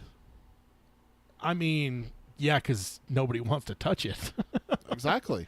I think that's a positive for it, not a negative. No, I'm saying that it is so iconic that even though we had the best performance of all time, and there's no way anyone can fill Tim Curry's shoes, it was still so iconic that they had to remake it. I always love that too, because you always have to say it. They're big shoes to fill, The big shoes to fill. which is Big flop. correct. I think I remember when it was announced because we were recording the podcast. Oh then, yeah, and I remember you saying, "Man, those are some big floppy shoes to fill," and I just fucking died laughing. and it's true. And I never thought that he could do it. Not to like doubt him as an actor, but it's just it's one of those like you can't tug on Superman's cape. Like and but no, I think that would be the debate though, is those two, because I mean you think about like even something like a movie like Twister, like it's The Shining on the theater when the tornado's rolling in. You got all the Simpsons references, not even just in The Shining, but there's all kinds of other like it's just.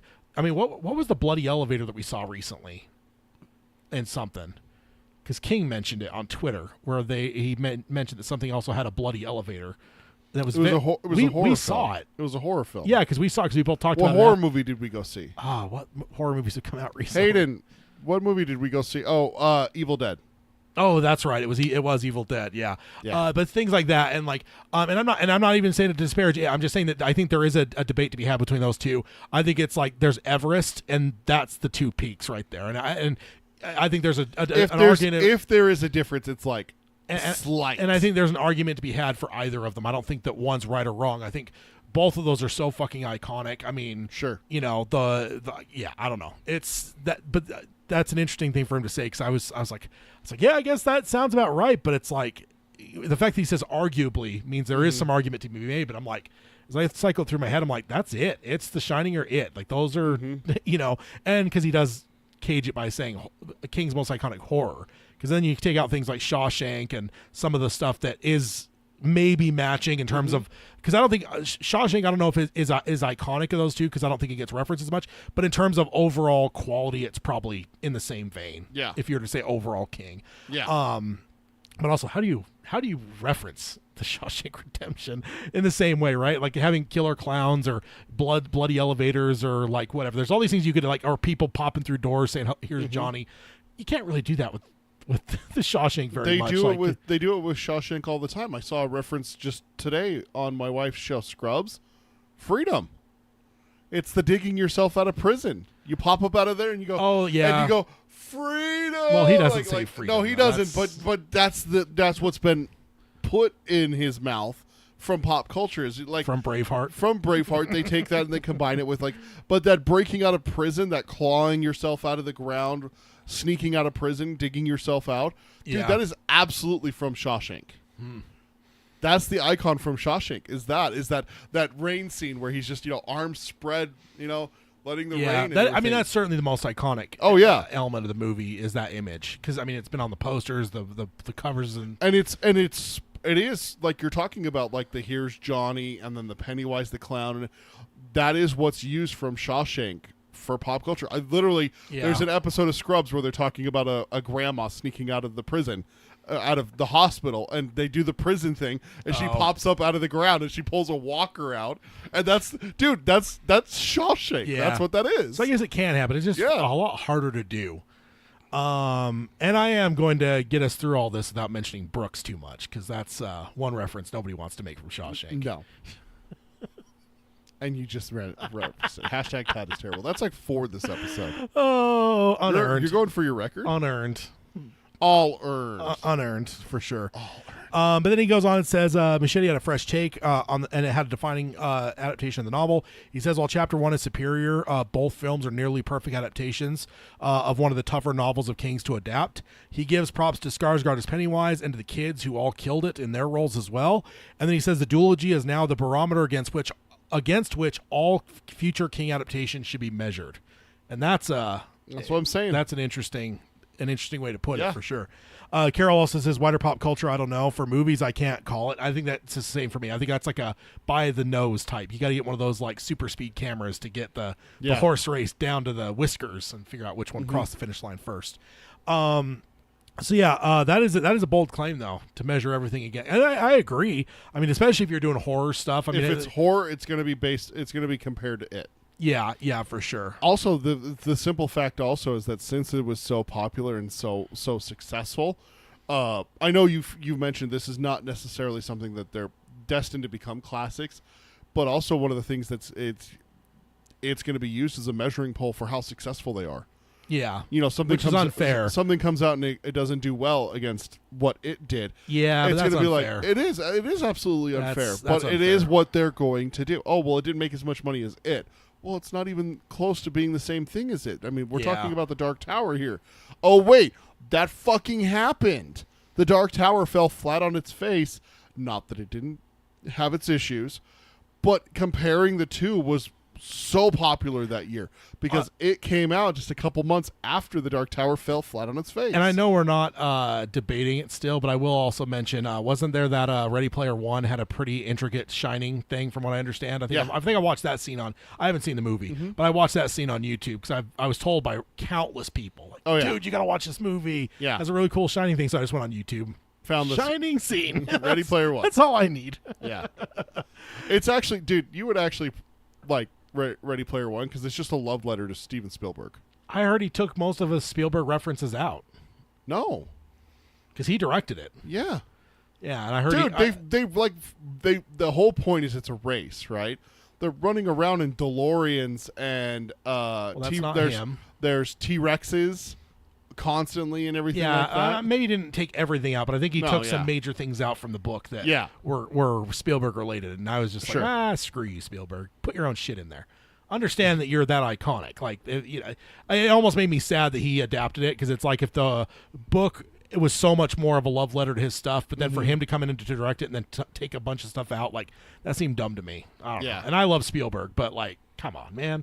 Don't be all weird about it. Just fucking embrace what the book is, right? Get a screenwriter that's really good to take the book, adapt it into a good screenplay, and just fucking film it. No matter if it makes you feel weird because you're referencing your own shit, like 90% of the movie or whatever. I don't know. So then Carol's giving a drum roll in the chat. So then number one, I don't think there's any doubt, Dr. Sleep. Yeah. I mean, we all knew it would show up on here, right? I'm not debating that it's not destined to become a classic.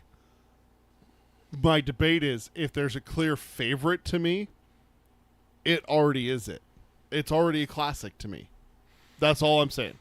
Yeah. But this absolutely deserves it. So he calls Dr. Sleep the ultimate underrated and underappreciated horror gem. He says the biggest mistake that fans can make while watching Dr. Sleep is to expect The Shining. The film is less of a straight-up sequel and more of a spiritual successor, expanding the mythology and giving McGregor one of the best roles in ages. He also gives props to the fucking goddess Rebecca Ferguson for Rose the Hat because she was so good in that movie. I mean, I want her in all the things. He called it an introspective and mesmerizing film that might lack the iconic imagery of some of King's works, but make up for it with an intricate and thought-provoking and chilling plot. There's and again, I feel like this feels like the most classic to me in the element of the fact that it did fail box office wise, and honestly, if there's one that really feels Shawshank-ish, it's this one. This just feels like the one that 20 years from now people are going to be like, how the fuck did people not go see this movie? How did people not go see the sequel to The Shining? Yeah, and just as good as the movie is, I really feel that, and I know that's unfair to like try to put it up against like Shawshank, but it's like I feel this feels very Shawshanky to me because I remember like I feel like after walking out of Shining opening day, I was just like, oh, this is great, and then like it didn't do well. I'm like, how are people not going to see this fucking movie, dude? It's so good. I remember you texting me when it happened. You're like, dude, it's not doing well. I'm like, what are you talking about? You're like, Dr. Sleep didn't do well. And I'm like, it was phenomenal. And you're like, I know, it's a bummer. Yeah. It is not doing well. And like, I went and looked, and I was like, oh my god, it's like fourth, and it's opening weekend, and the other movies were like their second or third week out. Yeah, I was like, oh my god, really? No accounting for tastes with movie audiences. No. That's why there's 10 Fast and the Furious movies. I mean, I'm not going to talk shit. There's movies I watch that some people look at it the same way I might look at Fast and the I'm Furious. not. I'm not saying. I'm saying the same thing. I watched the first one. It was a good Point Break remake. Yeah. Basically the same movie, right? Is it? The first Fast and the Furious, and I've never seen Point Break. Oh, really? No. You've never seen Point Break? All right, I'm getting shamed over here. Like, not only am I shocked, but it's also a good Hot Fuzz reference. You've never seen Point Break? No. No. Oh man, that's a good one. What's his name? From Dirty Dancing. Patrick Swayze. Patrick Swayze and Keanu Reeves. Keanu Reeves. I yeah. know who's in it. I know the plot of the Johnny movie. Utah. Come on. Nope. And Johnny Utah. The reason he's named Johnny Utah is because the screenwriter is a fan of Joe Montana. It's like, oh, Montana, last name. Oh, what's another last name we could? Oh, how about Utah? Johnny Utah. What? Yeah. Just another state? Yeah. Like, just all right. Because it's a weird last name. So is Montana. Montana's a weird last name. So he's just like, oh, let's get a weird last name. I love Joe Montana. Johnny Utah. All right. Yeah, no, it's just most of that is also just the Hot Fuzz references because he's mystified too that Simon Pegg's character hadn't seen it. You haven't seen. What is the other one that he? Bad Boys. Bad Boys, yeah, Bad Boys 2 or Point Break. Which one do you think I prefer? No, I mean which one do we want to watch first? Yeah. Oh, I love that movie so Hot much. Fuzz is so good. But yeah, they're plot wise they're very similar. Cop goes undercover Yeah. into an extreme sports like. It's surfing. Thing. Yeah, like I know the plot of the movie. I've just never watched it. Yeah, you should. It's a good watch. Carol says Hot Fuzz is awesome. Yeah, Hot Fuzz is one of my favorites. It's so good. It is so good. I can't move past Dr. Sleep without mentioning the baseball boy. Oh. Because let's talk about effective horror. I would put the baseball boy up against most of the It kills, and I'm not even a 1 versus 1. Yeah. But just in terms of like you expect like horrific and troubling things in It. Mm-hmm. And Dr. Sleep, I just think I would put the baseball boy up against. It's so much worse too because we watched Dr. Sleep when we did the whole. We did a deep dive on Dr. Sleep, didn't we? Mm-hmm. The movie and and the novel for Patreon, yeah. When I watched the movie, it's so much worse because I knew that Flanagan was told to dial it back by King. Yeah. Having that in my brain, knowing that it was worse. Yeah, it's one of those things that the filmmakers do, and this is one of those ones that Flanagan he's no way responsible for this except for the fact that he made it that bad that King's like, dude, yeah, dial it back, man. And Flanagan went, yes, sir, yeah. and he did. And but the fact that he said it has it in my brain just makes it. It's like they always say, what you don't see is almost worse than what you see. It's the not knowing kind of thing. So it's like, like we just want to find the remains of our missing family member. Like it's worse not knowing. Yeah. That's the same thing we hear with the baseball boy is knowing, oh God, it was worse. What other footage was out there? What the fuck do they do? Oh my God. That was bad enough. Yeah. How could it be worse? Yeah. And then Carol says Dr. Sleep is literally a sleeper. Indeed. Oh yeah, and absolutely. Have you watched the director's cut, right? Yeah, when we did the Patreon, yeah, absolutely. So fucking good. I'll never watch the theatrical again. Ever. Like, not that the theatrical is bad because that's how I fell in love with the movie, but that fucking director's cut, dude. There's a couple movies like that where it's like, dude, it needed this. And it didn't even feel like it dragged much. Like, no. 'Cause sometimes you see some extended editions, you're like, yeah, it feels a little bit flabby. I get why they cut a little bit out. Like even T2, like I love the director's cut on that, but there's times I feel like when I'm watching it, yeah, it's a little flabby. Yeah. Like the theatrical's way tighter, and I didn't feel that with Dr. Sleep. So, and then Carol says, I'm a longtime Patreon member, and I feel like I'm missing some stuff. Check out the Patreon notifications. That's where most of that stuff gets posted. I usually on the Patreon website. Yeah. Not Discord, not YouTube. Yeah. On the Patreon website, because that's where you post the links, because we record it on YouTube, but you don't list it. Yeah. So the only way to get access to it is be a Patreon gunslinger and go to the Patreon website, and then it'll have the links there for the Hangout. So like yesterday's Hangout is posted. Yes, it is. Attaboy. I got that done last night. You forgot the May one, right? No, it was like by the time we started the last episode we did, I hadn't posted it yet. Gotcha. Usually I jump on and do it right away, and I just didn't on that one for some reason. I felt bad about it. So #Ted is terrible. Undeserved. No, again, you deserve every single one of these. All right, so now moving over to odds and ends. Sadly, we got some sad news to start. Samantha Weinstein has passed away at age 28. She played Heather in the 2013 Carrie film. I found a picture of her from the movie to remind everyone. She was fighting a rare version of ovarian cancer for the last few years of her life. So unfortunately, she has passed away. That's sad. Yeah, definitely unexpected to lose someone that young. Because when I said like Carrie something cast member passes away, I'm like, God, like, I mean, I know Julianne Moore was the mom, but what other older characters was there? And I clicked on it. There's the dad. Almost no one. I mean, Julianne Moore is probably the oldest person in the movie. I mean, even the teachers were a little bit younger than her. I think the next closest would be the dad of the bully student. Yeah, when he comes in and they're like, I need to rewatch that one. I haven't watched that since 2013 when it came out. It's not, it's not bad. It's not bad. It's not as good as the original because I mean, if I could just, it's like there's a couple of these that we've had over the years. Yep. If I could take one thing, if I could take Julianne Moore and put her in the original, oh yeah, like we're talking perfection, man. Because Julianne Moore is a fucking goddess. Like she's so good. She's so fucking talented, man. And everything that she does, she's incredible. I mean, still one of the first things I was ever how I got introduced to her was either Jurassic Park 2, but the one that really resonated with me was Hannibal. Yeah. And I mean, she took one of the most iconic roles in film from the 90s of Clarice Starling and replaced Jodie Foster. And I think she did a fine job. And like, how do you step into that role? Yeah. I still say, as much as I love Julianne Moore, I don't know how they didn't get the lady from X-Files. I feel like she just basically, I feel like her and Jodie Foster, not that they look that much similar, but I feel like the hairstyle was very similar. I feel like that would have worked, but Julianne Moore is amazing. So that's some sad news. Let's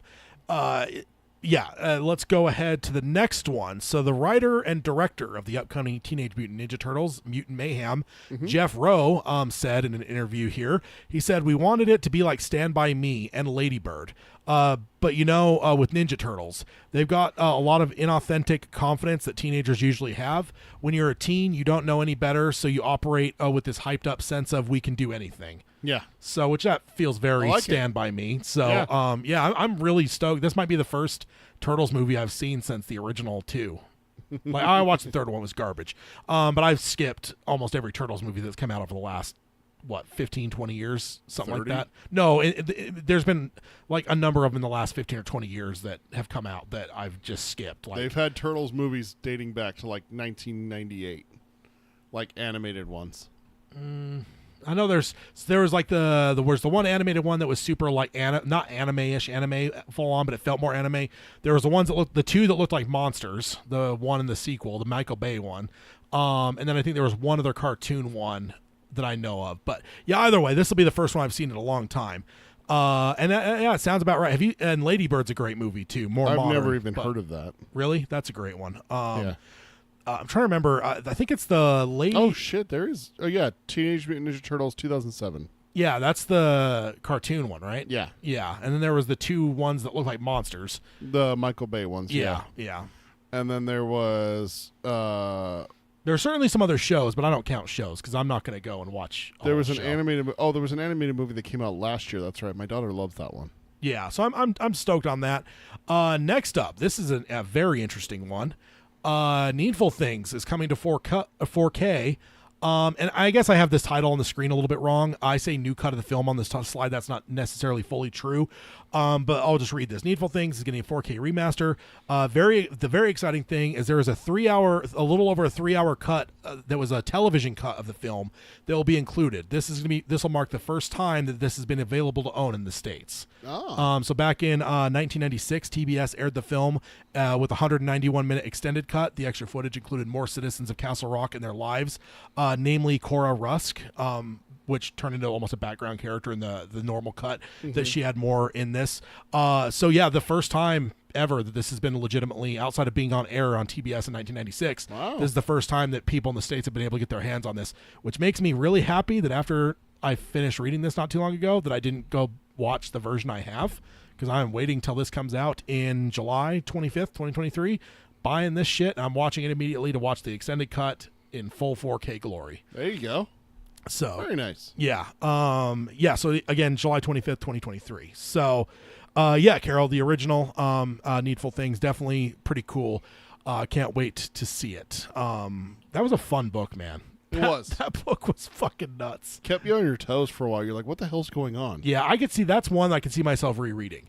Because Yeah. there's even ones I really adore that I'm just like, I couldn't necessarily see myself rereading this. But Needful Things, if nothing else, because of how complex it gets at times, like I would Yeah. love to read it again knowing some things in advance. Yeah. Like I think it would help kind of see the landscape a little bit. So It's one of those ones you get more the second or third time you read it. yeah, exactly. So then next up, we've got an Uncle Stevie recommends. He says, I'm 3 episodes in. Wonderful concept, beautifully handled. Is it possible these people are dead and don't know it? And then he says, that spike through the head. Holy cow. And that sold you right there. Yeah, exactly. I mean, I was already like, oh, King talking about a horror show. It's on Amazon, I think. It's a show called From. Because he doesn't call it here. Somebody actually tweeted and asked him, like, what are you talking about? And he's like, it's a show. Or no, it's on Amazon. It's Stars, I think. So yes, I am very intrigued, as well as seeing a spike through the head that King is saying holy cow to. Very, very, very intrigued. MGM Plus. Oh, I thought he said King said it was Stars. It might be available on Stars, but when I Google it, it comes up saying it's on MGM Plus. All right. Whatever the hell that is. I've never Yeah. heard of that. I get maybe that's part of Amazon then, because Amazon bought MGM. So, all right. So, Palaver, we have a few minutes here before time to wrap up. Okay. So, I had a couple things I threw out on Twitter. I want to get your response to. Just some random questions I threw out. So, if a person came to you and they had just finished all the Dark Tower books and Okay. asked you to give them one novel to read next to enrich their enjoyment of the series, which one are you giving them? The Stand. Okay. We had a number of answers. There was a lot of people with a lot of answers on Twitter. I thought about maybe getting some highlights, but there was a lot of varying things. I love it. I love those kind of things where it's like, what would your strategy be? Because there's a lot of good strategies there. As much as I want to say something like Salem's Lot, Salem's Insomnia. Lot, Insomnia, I think you get majority of Salem's Lot in Wolves of the Caller when Perry Callahan tells his story. Yeah. Insomnia adds like, oh shit, Patrick Danville, but dude, Carol says Insomnia. Flag. It's a simple thing. Flag in the Can't argue that. But the thing, well, the reason why is because in the Dark Tower, Flag is kind of He isn't as in it as much. Yeah. He pops in and out, but he's not in there a lot. But think about it this way, okay? If you read the Dark Tower series and you're like, Flag, Walter, oh, they're the same person. Like, make that connection and everything like that. You're like, oh, cool. You know, that's great. The problem is that he's not that intimidating. He's not that scary. You have no reason to fear this character. not to the same level, certainly. Not to the same level. But after you read The Stand, all of a sudden you're going to be like, oh, that was the guy that he was after? Bobby Terry. He was chasing him? Not the other way around. Flag wasn't chasing Roland. Roland was chasing Flag? Oh, dude, it's earth-shattering to find out how big of an evil person Flag is. Evil Well, person. I don't know. I don't know about You're that. right. I don't know if I would call him a person. He's definitely not a person. No, he's a lovable character, sir. No, he's not, sir. Sure he is. No. If you eat people, you're not a lovable character. It's that simple. Oh, and then Carol says The Stand it's a tie for her. There's a lot of good answers. I mean, I'm a Stand fanatic, so I would probably go that way and Flag as well.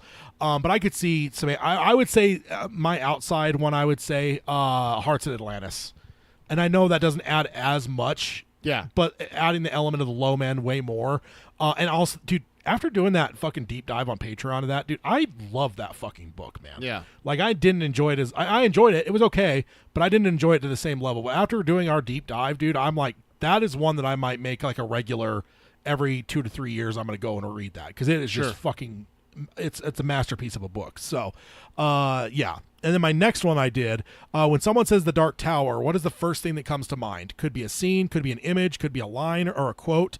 What is your Dark Tower word association? Just randomly. The man in black fled across the desert. And The opening gunslinger line followed. Okay, because there's a lot. People had a lot of different things. Some people just said Roland. Some people said they visualized the tower. Some people pictured specific scenes like Blaine. I'm not gonna lie. But I thought you were talking. You said word association, so I went with the first words that came to my mind. But just like looking at you as you said that, this picture, it's been a part of my life now for 8 years. For What, the Palaver picture? for the Palaver, you know? Yeah, and that's I think it's hard for It's- us because having the podcast, Yeah, like, exactly. it changes it a bit for us. Yeah. Where it's like now, like when I say Dark Tower, like honestly, yeah, I have to like cheat a little bit because literally the first thing I think of is the podcast. Like, oh wait, what about podcast? What? Like it's so connected now to this show that like. But when I get outside of that, I don't even know if I really came up with an answer because I was mostly asking the questions more than whatever. But that was just fun little questions I threw out. The opening line does stick in my brain. It's something. It's something that's like because it's one of those things that people find out that I have a podcast with you, technically 2 now, and they'll be like, you have a podcast? I'm like, yeah. Oh, when did you start? 2015. What? And it's like, yeah, I've been going for 8 years. You know. Yeah. And this fall is 8 years, and they're like, really? And I'm like, yeah. And they're like, oh, what's it about? Dark Tower. And the first thing that pops into my head when I start telling them that is the man in black fled across the desert and the gunslinger followed. Yeah. Not necessarily the text from the book, but what we've talked visualizing about. it. What we've talked about. Just imagine the opening of a movie. You see sand, and all of a sudden the words form. See what we're going to see here in the next couple of years from Mike Flanagan. Exactly. So I will say, if there is one that I'm going to be able to get past, like the podcast association, and get to something, for me it's the Blaine Showdown, which we're right in the fucking middle of on our book club series. So we finished it. No. Oh no, that's right. No, we haven't. I was thinking Wasteland. No, it doesn't. Yeah, you're right. We're in the my middle God. of it right now, sir. How dare I? We'll see if we can see the end of Blaine in the next episode, but I don't know. I don't remember how far out it goes. I haven't looked yet, but It goes quite a bit. We're right in the middle of it. Yeah, and then Carol says the pick is iconic. If you know, you know. And then she also says she has to go find some of these deep dives. Yeah, they're all over on the Patreon for sure, and they'll always be up there posted forever. Yeah. If somebody signed up today, they can go and find all those things in the backlog stuff. Yeah. So if you're not a Patreon and you want some more content, just saying. All right, so we've done a number of lists over the years. Okay. I don't think we've done this one, so I'm putting this out for you. You have two round tables from now. So the second one in July, the one on the July 29th is when this will be due. And this is for everyone listener-wise, too, if you want to do it as well. Because I don't think we've done this. Top 10 Dark Tower characters. Ranked. Shit. I don't think we've done this. I mean, I think we probably know the top, but how does the rest of the list fill out for us? Okay. And because I even went through like all my notes. I'm like, we had to have done this before. And I almost threw it out as just Stephen King, top 10 Stephen King characters. Oh God! But then I was like, wait a minute, have we not done a Dark Tower one? And I searched for all my shit. I'm like, we have not done. I will veto that one. I can't do top 10 Stephen King characters. Oh no, it'll happen. No, sir. It has to. No, dude, that's like asking you to do your top 10 favorite movies of all time. You cannot. There has to be some outstanding people. You cannot ask me to whittle my top 10 Stephen King characters down to 10. That's how I typed it out originally. But then I realized, like, shit, we haven't done a Dark Tower one. So Dark Tower top 10, we have until July 29th. So we have two book clubs and two round tables. One round table. That'll be the second one. The second round table will be the reveal. July 29th is when it'll be. I'll try to make sure I get it. Remember to throw it up on there on the open challenges. But everyone get your lists in. Put it in the title for the upcoming. Yeah, on YouTube. You should do that. Could do that too. But yeah, everyone just go ahead and get those lists made. Email them to us. We want to know who's your guys's, and also because the more people that send stuff in too, we'll cover your list. But also the statistics. Tad loves those statistics. You do too. do. Don't throw it on me. You love them just as much as I do. You get all giddy when I tell you I've got numbers for you. You're like, I got stats, and I'm like, woo! So yeah, everyone get your list in. Peter as well. I will as well. July 29th, we will talk and palaver over our top 10 Dark Tower characters, which I don't know how the fuck that has never happened before. I'm not. You think I'm kidding? We've been doing this for nigh on 8 years, and we have never fucking ranked our top 10 Dark Tower. How is that possible? We have like King Kids. We have like all these other top 10s we've done. Because I was also looking for the novels because we talked about redoing that on the thing. It's been a while. It was like July of 21, so it really hasn't been that long. I thought it was a lot farther back than that. Because I was actually going to throw it out now as like a refresher, but I realized it was that close. I'm like, nah. There's only been a couple books that have come out since then, so let's give it more time on that. But then I started to like look like, what other lists have we done or not done? I was like, top 10 Stephen King characters would be really cool. But then I started thinking about it. I'm like, what was my Dark Tower top 10? And I started thinking through. I'm like, was there a top 10? I probably spent like 20 minutes searching through everything on Google. I couldn't find a Wow. single thing. I'm like, dude, we have not done this before, so we have to. You think I'm kidding, but Tad, I am vetoing top 10 King characters. You can't do that to me. Flag 1 through 10 for you. Is that? Fuck off. Fuck you, man. Carol asked earlier, she said, before you go, shout out Geekery Abides, what you're talking about today. The topic today on Geekery Abides is we made a list of top 10 Western films. Yeah, talking some cowboy stuff. I just dropped Roland similar. I just dropped the link to the show for that Is as it well. time? Because it is about time. Oh yeah. shit, we're out of time. Yeah, we are pretty much out man. of time. But I mean, we got rid of the end of the list too. So even if we okay. weren't, we'd be at the end of it all here. So, open challenge. Let's go ahead and hit the outro stuff real quick. If you guys want to subscribe to us, you can do that on any podcasting service of your choice. You can stream us on Spotify or Stitcher or Amazon Music or Audible or YouTube podcasts, anywhere like that. You can also join the live streams here at youtube.com/darktowerpalaver. If you do that, please like, subscribe, and ring the bell for notifications. Then if you want to find the show notes, you can do that over at darktowerpalaver.com. For instance, if you want the link for the sweepstakes for Fairy Tale, you can find all that as well as everything we covered here on this episode over at darktowerpalaver.com. If you want to support the show, become a Patreon over at patreon.com/darktowerpalaver. Find all that stuff we talked about today that we've done over the last couple years or year or so that we've been doing this, as well as Patreon or the Discord. So you can go and talk all kinds of King shenanigans between episodes, because a fortnight is... That's a long time to wait for some King conversations. So in the Patreon, it's always what? Don't say it. What? Don't say it. What, you gonna say like wring Oi like a rag and talk about that scene? Don't say it. You always add one thing to the Discord server little spiel, and I'm done. No more. Oland? No. Emojis. You bring up Oland. No, you always tell them to put emojis in there. It's great. We all love emojis. I started this episode with a cowboy emoji. You sure did. Good stuff. What do you got for the outro? Email us, please. We need emails. darktowerpalaver@gmail.com or show@darktowerpalaver.com. Maybe also, top 10 top Stephen 10 King or Dark Tower No. characters. Also include your list for that as well in an email to us. And then check out our Twitter. It's @DarkTowerPod. That's @DarkTowerPod. Our Facebook is facebook.com/DarkTowerPalaver. Instagram is DarkTowerPalaver, all one word. And then tpublic.com/users/DarkTowerPalaver for our merchandise. Imagine an Oland shirt. Oh. How could you imagine? I love that I can get those deep, like, despairing groans out of you still. 20 years later, and I can still get them out of you. Hashtag Ted is terrible. And that is a new record. That's 6 this Do episode. you actually calculate that? Keep count of what my records are? No, I'm just saying. As I'll say, I don't know. It sounds like it's high, but I don't know if it's a record or not. All right, but we will sign off as we always do by saying long days and pleasant nights. Long days and pleasant nights, folks. All right, everyone in the chat, thank y'all for joining us. I think we may have actually scared Hayden away when I think he actually left. I tried to pull up that Achilles tendon. I got to figure out why that was broken, though. Dude, I think he was like, nope. That bums me out. That was didn't a hard work. no. That didn't work. That's unfortunate. That is a missed It opportunity. would be really fun to have that GIF on my phone where I could just randomly show Send it it. off. Or send it, yeah, that too. That and the hobbling. Ugh. That's a good one to show off too.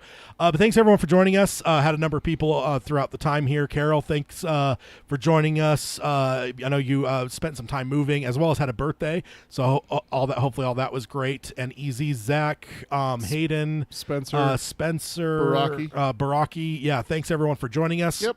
You guys are all awesome. We'll be back in a few minutes on Geekery Abides over there. I dropped the link already, and we'll be back in a fortnight for part 2 of Wizard and Glass. I keep wanting to say Wastelands. I've been saying it for 25 fucking times in a row, so now it's ingrained in my brain. Wizard and Glass part 2 in a fortnight. See you guys then. Bye, everyone.